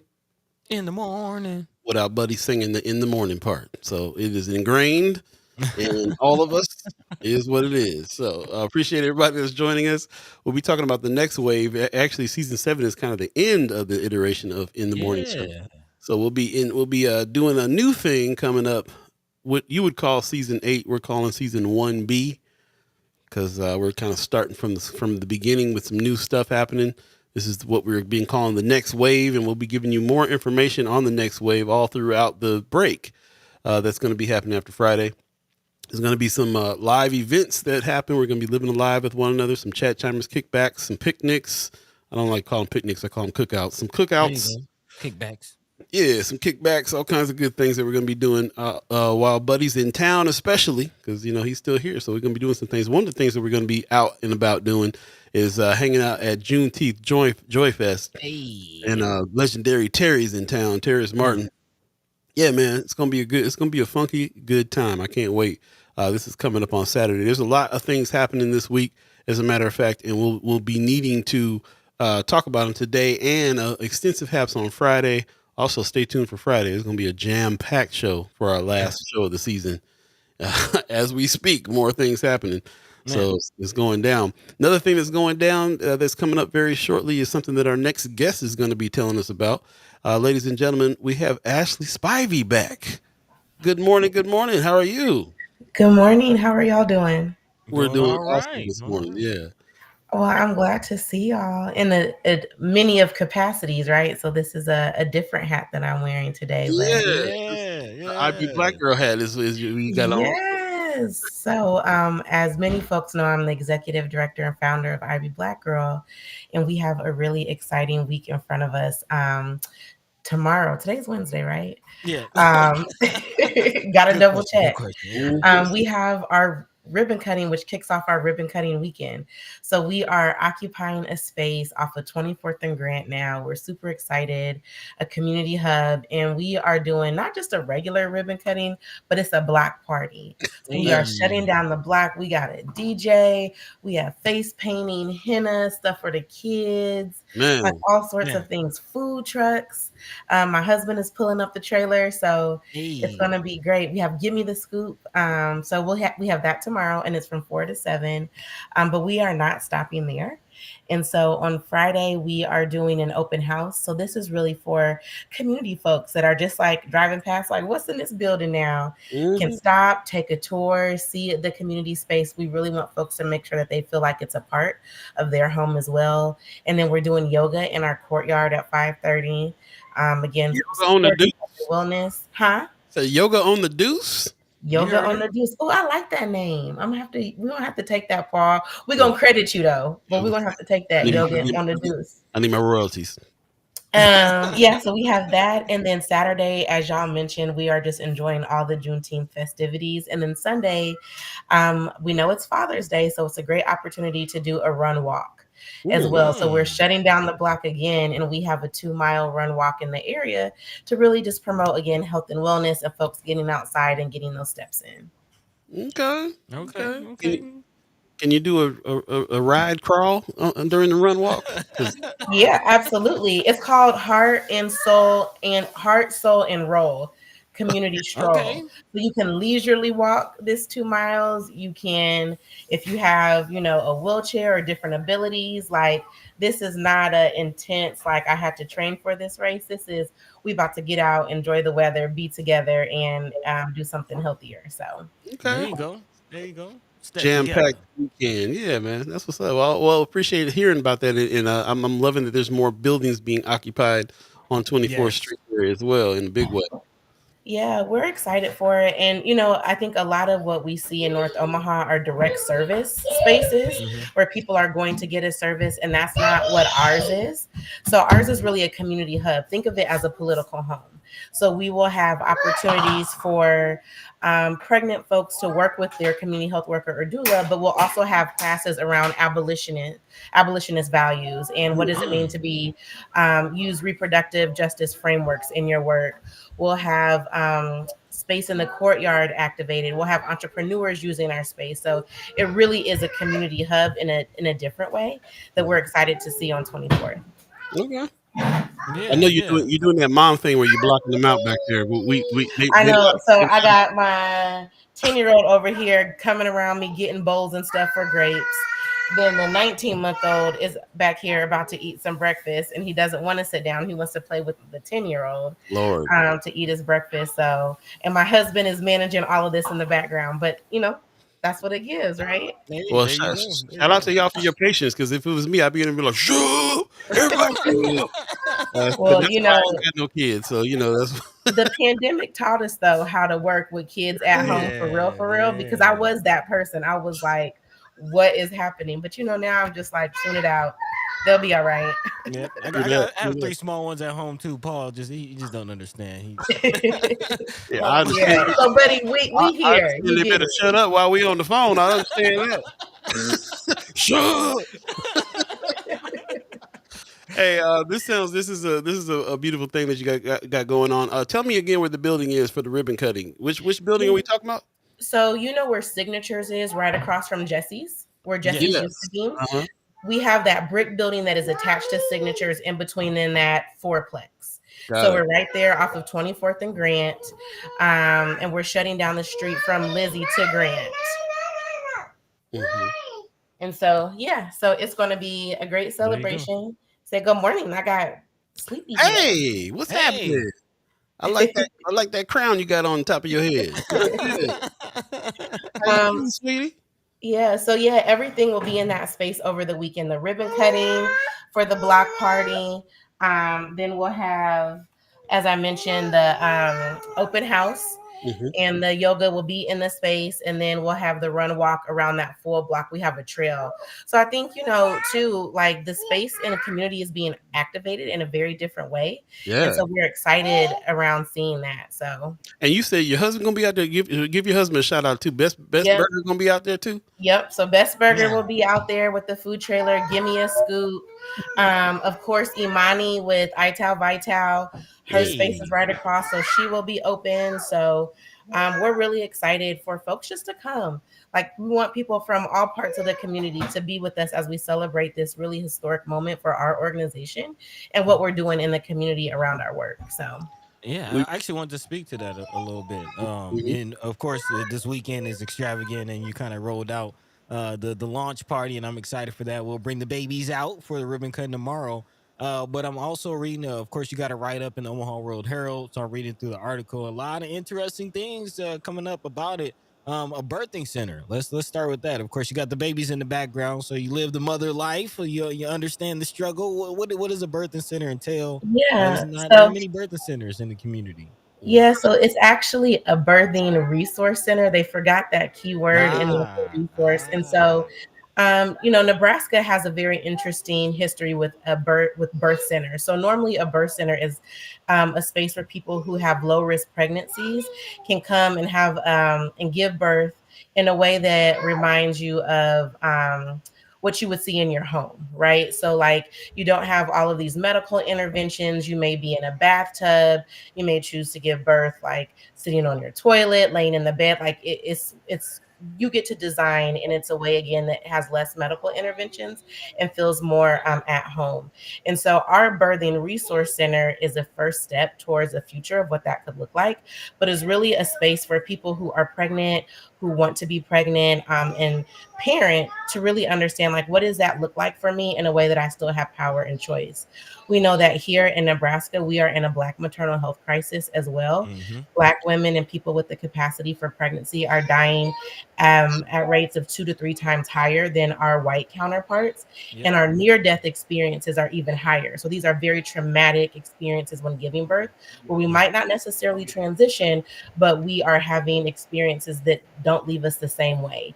Right. And so we want to make sure that we have a space where we can address that, and people that are choosing to be pregnant and parent can have the experience that they want. It doesn't have to be traumatic. And so that's where our doulas come in and community Mm-hmm. health workers. We have partners coming into the space. And so we're really excited about the transformation of that. We actually are the first community-based organization to receive a specific type of federal funding around this, and it's $5 million over 5 years. Mm. Wow. Okay, And that's this huge. is to innovate around Black maternal health across the state. So we'll be really able to really think about what are the interventions and innovations that we want to see in this space from our point of view and our leadership. We have not had the opportunity to address Black maternal health from a Black person's point of view. Huh. Mm-hmm. And so this grant will really allow it, this building will really, help to catalyze that. And so we're excited to just be able to put those most impacted back in the leadership roles of saying like, what is it that I want for my life? And now Mm-hmm. here are the tools in order to achieve that. That's huge. That's just huge. You know, was in a community organization about a month or so ago, and a brother just kind of mentioned, you know, we were having a conversation just amongst men, and Mhm. you know, as black men protectors, you know, of our community, it's very interesting to see that our sisters, you know, are struggling to have birth and to give birth, and you know, just the alarming rate at which they're dying. And you know, just brothers was just explaining like how they felt kind of powerless to help in that in the you know in the room like we're not doctors, you know, and we don't have the money to start our own hospital. So, you know, what can we do to so just to see what you're doing with Yeah. that is just inspiring. It's beautiful. And Well, and I think one of the things that we talked about before was like the work of Dr. Angela Davis, mm-hmm, right? So she talks about what does it mean to not just dismantle a system, because that's the easy work, but to radically reimagine what this could be. And that's really the work of abolitionists. And that's our mm-hmm, goal with that, right? Like, we don't have money to start a birth center, and there's a right. lot of red tape. We don't have money to make our own hospital. So, what does it mean for us to radically reimagine our experiences in those systems, while also holding the powers that be in the systems that are in place accountable for the care and dignity that we deserve? And so I think you're spot on with that, buddy, around that is really our goal and what we're hoping to achieve. And I think all parts of the community need to be working on this, because it's going to take all of us to do it, right? Man, and not just that, but the whole intention that you're putting behind this, not just the efforts, but even down to the name. Of course, it's touched a little bit in this article, but I want to hear from you. Like, why was it important to name the center? The is it Anarcha? Is that Anarcha. Mm-hmm. Anarcha Center? Yep. So, Yeah. So can you kind of speak to Anarcha Westcott? Let us know. yes. So Anarcha Westcott is one of a few mothers of gynecology as they've been held. And she was a teenage enslaved African woman who was experimented on by James Sims. So a Mm, lot of the modern day gynecology industry and what we see, Dr. James Sims was one of the like leaders or pioneers in the field. Well, he was able to do that because he experimented on and tortured enslaved African women. And so one of the things that was important for us is to like honor that history in that way, the sacrifice and the lack of autonomy and power that she had over her body, right? Like not just in times of enslavement, right, but in the space of like medical intervention and torture. And mm, so we really wanted to make sure that like this is the work that's in front of us, right? Like mm-hmm, honoring that type of history, is that we know that we still see the ripples in our system today around, you know, Black women dying at higher rates, or we're seen to have higher tolerances of pain. So we're not mm-hmm, getting pain medicine, we're not being listened to. And so we wanted to make sure that as people come into the space and come into the work, we are building on the legacies of women and people that have sacrificed literally their lives for what we have today. And we don't take that lightly. We do not take that heaviness lightly at all. And we want to change the trajectory. Her experiences, our experiences now should not be the norm. When we talk about medical care and reproductive well-being. And so we're just really excited to be able to honor her in that way. There's also, I believe it's in Alabama, a newly developed like museum statue, like courtyard situation that mm, honors all the mothers of gynecology because of their work. And one of our board members, Dr. Deidre Cooper Owens, actually wrote a book called Medical Bondage that looks at the history of this and the mm. impacts that we still see today. And so, again, we're just trying to be really intentional about the space that we're curating, about the experiences that we're curating, and the way in which we show up for community. Love it. Yeah, Man, really appreciate the work you're doing. yeah, You're tying it in. This is what we talk about, how a lot of the things that are going on, especially in North Omaha, are tied into what the nation is needing and talking about mm-hmm, in that way as well. And we have examples of things going on here that you're helping to solve. That is something that can be replicated everywhere. Anthony Rogers right in the chat says NPR just did an amazing segment on how migraines have been underdiagnosed because they affect women more than men.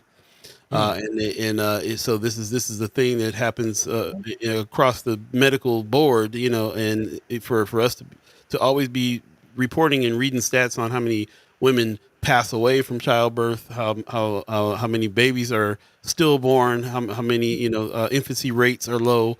We did an article we did a report one time on the rate of cesarean sections that are given to Black women. Mm-hmm. Yeah. So many different things that can be that will be addressed now with the work that you're doing. So just Yeah. congratulations and appreciate all that you're doing for real. Yeah. Thank you. And I would be remiss if I didn't say I have an amazing team, Mm-hmm. right, that's working on these things. And so we have a team of all Black women and femmes that live this experience, that hold those identities, that say, like, again, I'm going to sit in this space, which is not always easy. It's not always easy to work on the issues that you are impacted personally. Mm-hmm. And so I'm just really proud of the team that we built and the work that they're doing. It's going to be transformational for not just Nebraska, but like you said, what we learn and what we're doing here, we can absolutely replicate in the rest of the US and really Oh the yeah. world, right? Mm-hmm. And so I'm just really thankful that this has been the path of IB Black Girl. When we started, we were like a networking session because we wanted space for us, right? Like we wanted space where we can just re-energize and just be with each other. And 6 years later, we are this organization, 16 staff, a $3.2 million budget that I got to Yeah. raise. So make sure y'all donate to IB Black Girl too.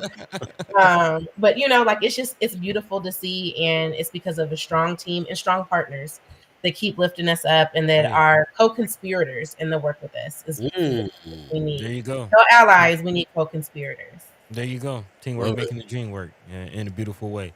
Love it. Um, Love it. you kind of brought up one last topic that I've been, kind of waving the flag on, and I haven't really heard much, conversation about it. But this is a conversation that does not need to fall by the wayside or get swept under the rug. And you kind of seem to be the perfect person at the cross point of this conversation as far as health, advocacy, race, and policy. Of course, Douglas County again had the whole designation about health as a race Mhm. crisis several years ago. Yeah. And when they made the designation, I'm like, okay, that sounds good. We know that there's a connection between race and health and the services that we do or don't get. But what are you going to do about this designation? So I'm just kind of curious. Have you had these types of conversations with the county, and as an elected official? Is this something that you plan, on, or as a candidate, is this something that you plan on addressing as an elected official? Yeah, absolutely. So on the IB Black Girl side, Douglas County has been a partner in the work that we've been developing to really take that designation a step further. Like, absolutely, racism, right, is a public health crisis, and we know Right. the impacts that it has on transportation, clean water and land, quality of housing, right? Like the list can go on, Right. schools. Right. And so they are at the table with us thinking through what does that look like. And I will also say government cannot solve it alone. So why I think Douglas County is right in their designation, it's really going to take community-based leadership in order to then see through what their vision is around addressing it. And we need philanthropy and government and other folks to give dollars, right, to actually resource that work. Mm-hmm. I think on the policy side, the state does not, I think, have a grapple around our history and our current experiences around institutional racism, especially. And so I think for me, the way in which I approach policy, it's embedded, right? So having that racial equity lens, making sure you have a framework around reproductive justice when you're thinking about policy is embedded into my practice. And so I think inherently some of the things that I want to work on and pass will then start to chip away and help transform our experiences around racism being a part of our everyday lives when it shouldn't. And that's a big lift, right? So I don't think it's going to be solved in one session, in one Mm-hmm. policy. I think policy traditionally has been weaponized against our community. And so it's about shifting that paradigm, making sure we pass really strong policy. And then again, we work with community around implementation and partnership because government cannot solve it alone. One bill, one policy cannot solve it alone. And so I'm really excited to be able to take that collective approach once I'm elected in November to say, all right, let's get to work. We got some stuff we Mm-hmm. got to do. We got 8 years. There you go. So, let's make an impact. And again, for me to really lift up the people on the ground day to day that are doing this, being able to have policy that supports their efforts. There you go. Ah, nice. You just reminded me that when you get ready to try to run for legislation, then you really should be planning for 8 years, not just the first term, but two terms that you are Mhm. allowed to be there. So Shout out for thinking. Message. Yeah, make it happen, make it happen. It's going down like that. We gotta think about the next 2 terms, and remind people where you're, what district you're running for, and a little bit about that too. Yeah, so I'm in Legislative District 13, which is currently Senator Wayne's seat. He is terming out. He is the incumbent, and so I am running. Made it through the primary, and now I'm headed to the general election November 5th. The area is northeast and west Omaha, so think Florence, kind of 30th and Ames, 60th and Hartman, and kind of follows the Interstate 680 up in Sorensen. And so super diverse district, lots of different pockets of communities and opportunities. And so I'm excited to just be able to represent our community and the residents in a very different way than they have been before. So love it. There you go. Also, chat with Marlon Harrison giving some people from your campaign office some love. So apparently you got a good team behind you. Yeah. Marlon Harrison says, I met Cameron from your campaign office yesterday at Burger King. I knew he was one of your people because he had your shirt on. So again, repping the crew. He says he was really cool. We chatted for 5 minutes. So it's nice to have good people around you as well. Yeah, so awesome. He's gonna take all of us. So. Yeah. Brother Harrison, when you run into him again, you tell him he better not be standing in Burger King, but be standing in Best Burger next time. There you go. I heard that, Paul. Get it right. That part. We really appreciate you coming through, and we'll definitely have to have you back and talk about a lot more things. And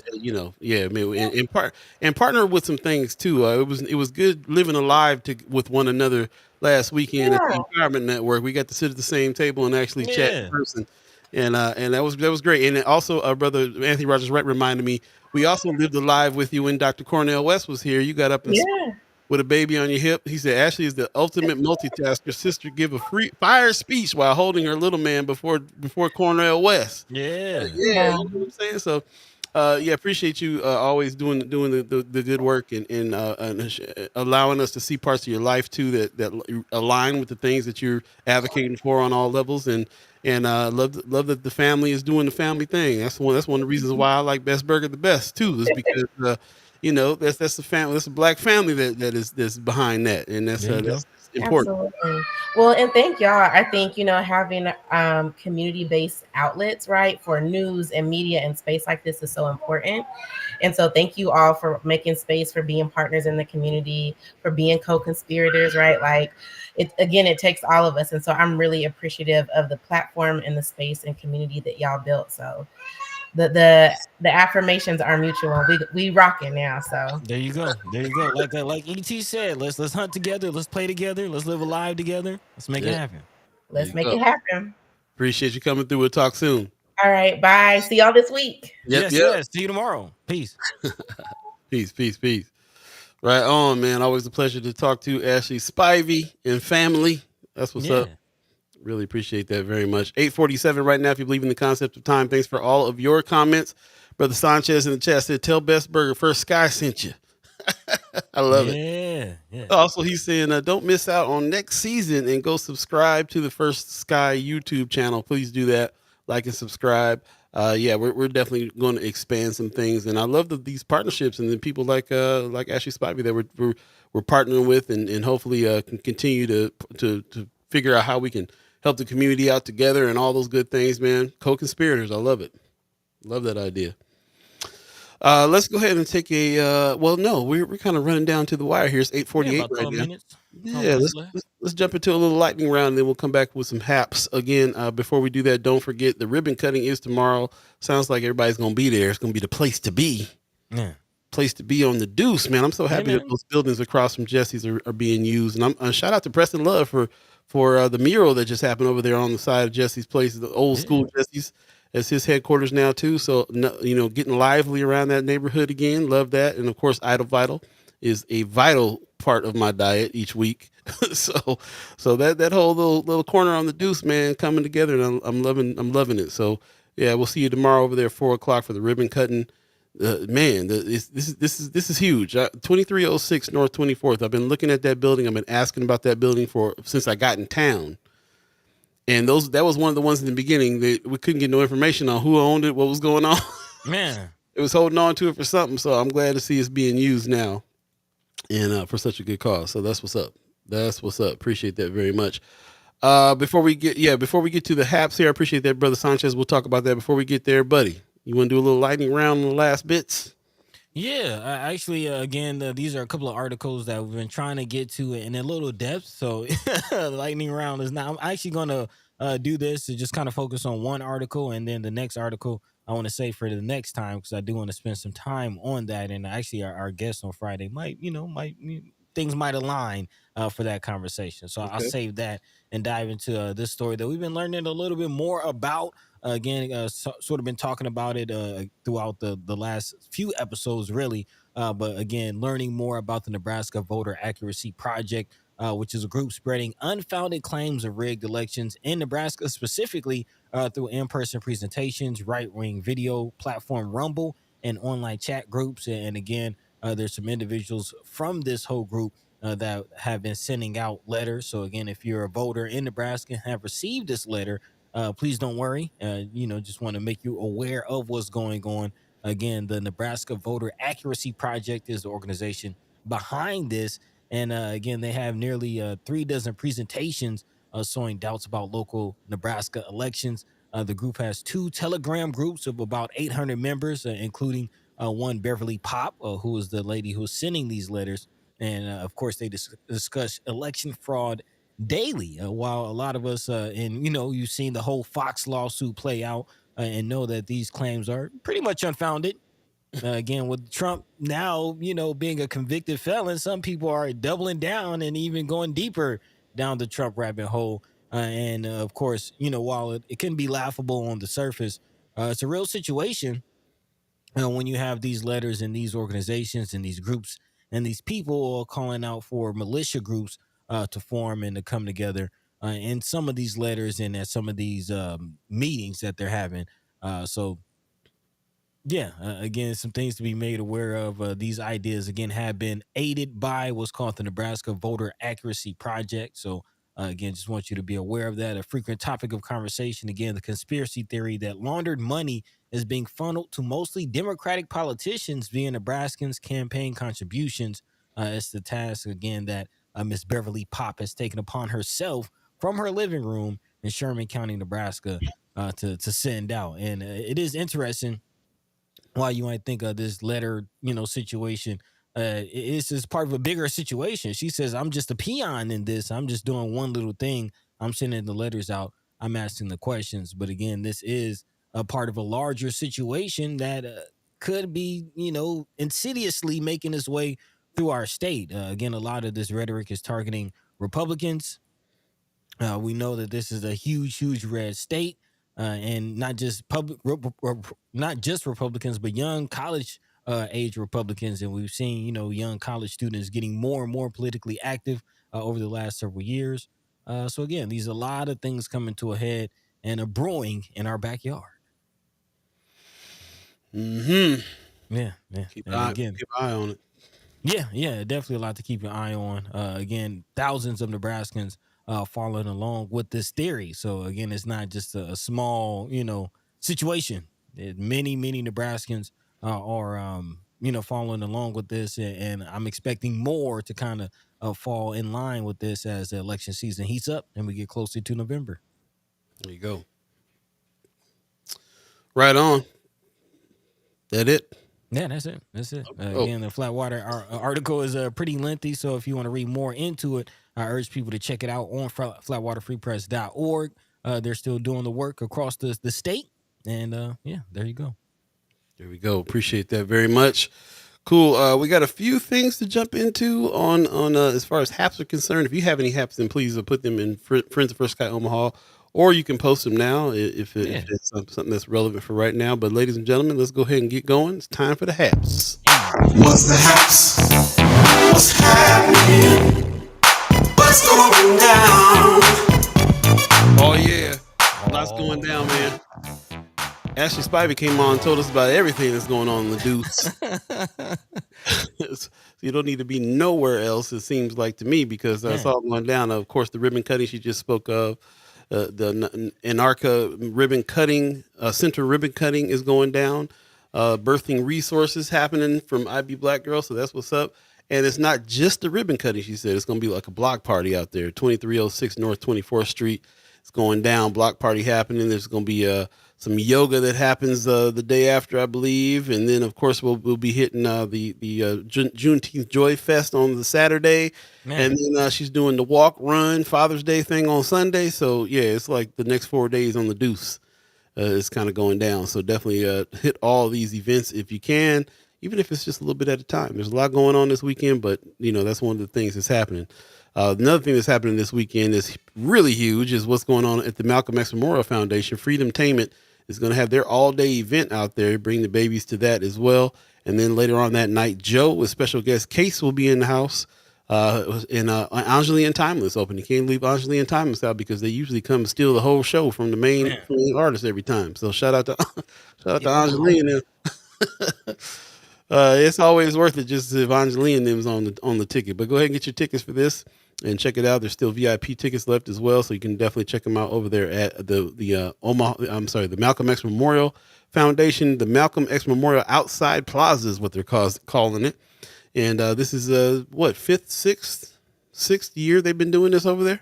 Man, yeah, it's been going down. Freedomtainment has been going down. They also have been very successful in raising some funds in order to keep on bringing some high level artists to North Omaha, and North Omaha specifically. They've already been hitting my man up like, hey, bring him to bring him to downtown Pavilion, bring him over here, bring him over there. And he's like, we bringing him to North Omaha as much as we can. So shout out to Calvin Williams, Freedomtainment, and everybody that's behind bringing out Joe and Case and the whole celebration that's happening all day long.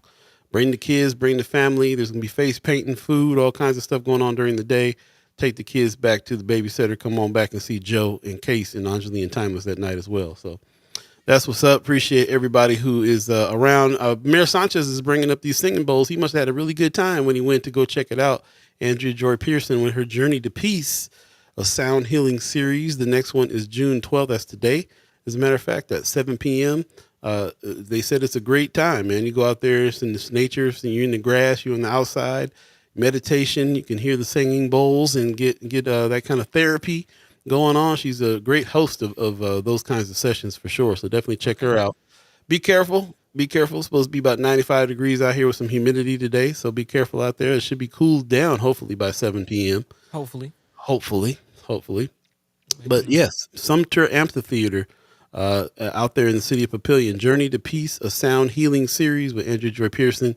Check her out, and Mayor Sanchez and family in tow as well. So that's what's up. Okay. Yeah, get your young whole Renge Q on, That was the coldest chant I ever heard in my life. That was smooth. That was nice. I like what you did there. Yeah. Another huge thing that's happening today too. Fundraiser for Clarice and Yanira for RMTA. Support 2 young female leaders in North and South Omaha stepping up to serve our community on the new Regional Metro Transit Board. Okay. Women who run, man. They're part of this whole deal. This is happening today. This is happening June 26th from 5 p.m. to 7 p.m. We got a little time on this one. June 26th, this is happening.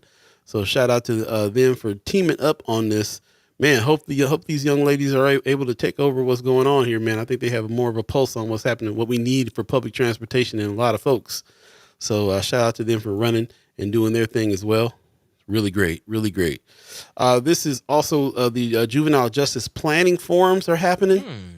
Yeah, next one that's coming up is June 22nd. So mark your calendar for that. St. Luke's Lutheran Church Basement, 2315, what is that? I Street? Yeah, it's I Street. 2315 I Street. I'm like, what's it? 23151 Street? Yeah, it's going down. Douglas County Juvenile Justice Planning Forums open to the public. Questions, email strategic.plan@douglascounty-ne.gov and get some information there. So there you go. We always talk about how these folks don't be including the public enough. Here it is. This is time for the input right here on juvenile justice planning. We encourage all community members to attend one of 3 meetings to assist Douglas County in identifying what our priority items should be for our next youth services plan. Man, this is huge. Yeah, It's huge. yeah, most def. Says they got attend one underlined in bold, so it's telling me that these are probably going to be all three the same kind of events here. You don't have to necessarily go to all three, but let your voice be heard at least one of them, and go check it out. So whatever one is closest to you, you know, the St. Luke's Lutheran Church basement on I Street. The July 20th will be at Metropolitan Community College Fort Campus, a little closer to home. And then August 10th will be at Concord Meditation Meditation Center, 2910 South 84th Street. So they got them all over the place. I would say definitely mark one of these on your calendar and do something about showing up here and let your voice be heard. I know we got plenty to say about those. Yeah, man. Yeah. Plenty to say. Let me check the, let's see here. I'm going, yeah, okay. Sorry about that. I got some technical things happening. That's what's up. Brother Sanchez says, bring a yoga mat to the singing bowls if you're going to go today. Something to sit on in the grass. That's what's up. Yeah. Mm-hmm. And some water. If it's gonna be. I mean, really, with that, yeah, definitely do that. Shout out to Johnny No Good, man, who's got this Black Men's Mental Wellness event coming up on June 29th. They've been doing this. Yeah. They've been doing this. It's now at the Assembly of the Saints. I think they were having it at Malcolm X Moore Foundation before, so now it's at Assembly of the Saints, 4224 North 24th Street, from 3 to 5. It's free with light refreshments and food provided. Men's group, man, beyond the stigma, it's Black men getting together and taking care of their mental wellness, which I think is a super important. This is an event that's been growing over time as well. And producing some good results. As you can see, a lot of brothers showing up here, old and young. Yeah, man. Yeah, I'm gonna try to make this one. I've been missing them, but I really think that it's an important thing that that's been happening here. There's men's groups. People need to get together and really kind of go through what's happening. You just said that you had a men's group meeting just recently. Yeah. It was talking to. I mean, it wasn't necessarily a men's group meeting. It was just brothers having a conversation. We were just having a talk. But man, I'm looking at that, and I know some of the brothers without saying too much. I know some of the brothers in that picture, and a brother in particular I see he's had a struggle with his mental health, and expressed not wanting to stick around for much longer. So to see him in that picture smiling, I know he's been doing a lot better. Yeah, man, I'm just seeing that, and like Brother Johnny No Good is really saving lives with this, man. You never know what a brother might be dealing with, what he might be going through. And not having anybody to speak to about that journey, and to actually have brothers who's alone the journey with you is huge, man. So yeah, I'm gonna have to pull up to this, man. Huge thing. Big shout out to Johnny No Good, the Malcolm X Memorial Foundation, and all the brothers courageous enough to show up and be vulnerable for this type of thing.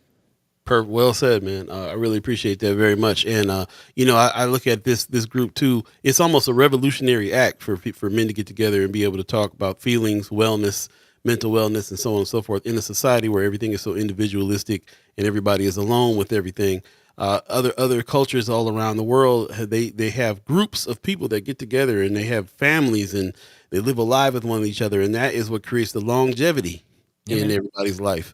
So to see, for this should be a regular thing. This should be, paths along North Omaha where we just run into groups of folks and stand and talk and live a life with one another and talk and find out what's going on in each other's life. We have to have a formal meeting for it, but we got to do what we got to do. This formal meeting feels like a revolutionary act just to get some men together and be able to have some discussion on these big topics like this. So shout out to Johnny No Good and everybody who's participating here. Black Men's Mental Wellness. Can't wait to talk to them. We'll definitely have Johnny No Good on the show come next season and talk about the success he's been having with these meetings and how they've been growing over time. So, man, that's huge. I think the next one will be at the Assembly of the Saints. It's all happening at the Assembly of the Saints right there on the Deuce, man. So yeah, shout out. Marion Williams says if you're in Lincoln, Jazz in June is a great outdoor concert every Tuesday in June from 5 to 9. Okay, nice. Yeah, man. We got to Anybody know about Jazz on the Green in Omaha? When's that jumping off? That's a good question. I don't think I have any information on that quite yet. Yeah, if anybody in the chat knows about that, let me know. There you go. You also know Juneteenth is coming. Juneteenth is happening is on the 19th. All these events right here. June 17th looks like is kind of some all day things going on. This is the the Juneteenth celebration that is that's being held over at Metropolitan Community College. So here's a full day of it right here. You can definitely check them out. Go to Metropolitan Community College website and find out some more information on that. But this is happening kind of from 7:30 a.m. to 8 p.m. Lots of different celebrations and things happening. In particular, this one, I cracked it. Like I saw this flyer, but then I saw somebody who had this flyer with this circle, so I grabbed it. I love that they put a circle around the lecture. This is about the Black press and Juneteenth, given by Terry Sanders over there at Omaha Star. So shout out to her for. I can't wait to go hear what she has to say here at noon on this particular day. But mark this on your calendars as well. If you're a part of want some more of this Juneteenth celebration that's been going, that's kind of happened over the span of like 2 weeks, 3 weeks almost. Man, Yeah, with the kickoff happening June 1st. And so now we're going to be well into the third week with some more Juneteenth celebrations. Shout out to Metropolitan Community College for getting down there as well. It's 9:05. We're 5 minutes past what we agreed upon, but I hope that you can stick with us a little bit in order for us to continue talking about a few things. I believe this Samara Joy is happening this evening as well, 7 o'clock. You cannot... I highly suggest you make this show and to hear something amazing. They're touting it as someone from the new generation that is going to be singing a lot of the standards and a lot of the she's going to be right there with the greats as far as jazz singers are concerned. When you hear her voice, you won't believe it's coming from such a young person. Really, really, really great singer. It's going to be a great show, and she's got some big production behind the show, so it's going to be off the chain. So shout out to Omaha Performing Arts for hosting her at the Holland tonight at 7 p.m. There's still tickets available, so definitely go check that out if you are so inclined. Go out, man, have a little drink, have a little dinner, check out some real talent. Man, I mean, it's been a nice little stretch for Omaha and some real jazz, man. Some black classical happening in a real way around here. You know what I'm saying? Just had Kamasi not too long ago and got Samara and Legendary Terry all in the same week. I'm here for it. With that, we're gonna get going. We'll save some halves for Friday. We're probably gonna have a very extensive and long show on Friday. Several guests we were trying to get all season that might come on through on the last day of our season 7. So stay tuned for that. Again, you guys have been asking for long, like 3-hour style shows. We might have one on Friday. Get ready for that. Yeah, strap in. And then we'll have an extensive halves as well to talk about everything that's going on and where we're going to be at coming up, and hopefully some information a little bit on some of the events that we're going to be doing over the break as well. So definitely shout out to the chat chimers that already reached out to me, Mayor Sanchez, a lot of other people that reached out that's like, hey, let's get together and make this cookout happen. So Mayor Sanchez is always coming with them tacos and stuff. And man, don't tell me. I have a whole event just so we can have some tacos. So you know what it is. So hopefully we'll be able to live alive with one another. Get ready. We're going to solidify up the Chat Chimers Club, as a matter of fact, over the break, and come back with the next wave, season 1B, happening in July. So lots of stuff happening, and we'll definitely keep going with that. Really appreciate all your feedback and everybody that has put haps and articles in Friends of First Sky Omaha, the group page over on Facebook. That's where it's going down for the moment. So I appreciate you guys doing that and continue to do that. And we'll definitely be talking about some things over the break as well. But we'll talk more about that on Friday. Meantime, between time, buddy, you got some words for the people? Yeah, of course. A big shout out to the ladies stepping through and speaking with us today. Enjoy the conversation. Again, Miss Becky Gould, ED of Nebraska Appleseed, and of course Ashlei Spivey, ED and founder of IB Black Girls. So some ladies in leadership coming through today. I love it. Powerful Women's Wednesday. So big shout out to them, and of course a big shout out to you, all the chat chimers. We've seen some first time chat chimers. Of course, we have some ghost listeners out there. And even if we got some last time chat chimers, we appreciate you for tuning in with us. We love you. We thank you all the same. And remember, next episode is the last episode of the season, man. So again, coming to an end, at least for a moment. We'll be back next season, but doing some things differently. Season 1B. So big shout out to all of you who have stuck with us thus far, and I'm looking forward to the future, man. So again, we appreciate you. We love you. Again, tell a friend and tell a friend. Come check us out. while we're on a break, you can always still continue the conversation on Friends of First Guy Omaha on Facebook. Also, look out for firstguyomaha.com. There'll be some changes coming that way as well. So again, the new wave, the next wave is coming your way, and we're crashing down, man. So I'm excited. I'm here for it, and hopefully you're excited too, man. And so in the meantime, between time, Paul B, Yo. take it away, man. Man, over the break, just to keep in mind that we're still working with the land bank. We have one more campaign to do with them. We still want people to really kind of pay attention to what's going on there, get the free trainings that they're offering, all the things that they're offering in order for you to really get your head wrapped around doing some development in North and South Omaha. So stay tuned for some of that action. We'll put that on our Facebook page. We'll also put it on the Friends of First Guy Omaha page, and some more other places that we're going to do some campaign stuff too, on Instagram, Twitter, and LinkedIn coming up as well. So just pay attention to the social media that's happening, because it will continue on through the break. These campaigns that we're working on. Another campaign that we're working on too is with the city of Omaha when it comes to the lead situation in our area, especially due to historic air emissions from lead smelting operations. Eastern Omaha is designated as the largest residential lead Superfund site in the country, the whole country. Man. The city of Omaha soil sampling and remediation program is 100% free for homeowners within the Omaha lead site. To see if your property has been sampled and tested, or to schedule sampling and remediation, go to omahalead.org. It's omahalead.org, or call 402-731-3045. So, like Mama Guy said, go on and make it happen and get your grass planted back. So, this is kind of the efforts that we are working with to try to make sure that we are getting this lead out of the land that surrounds us, that is in our neighborhoods.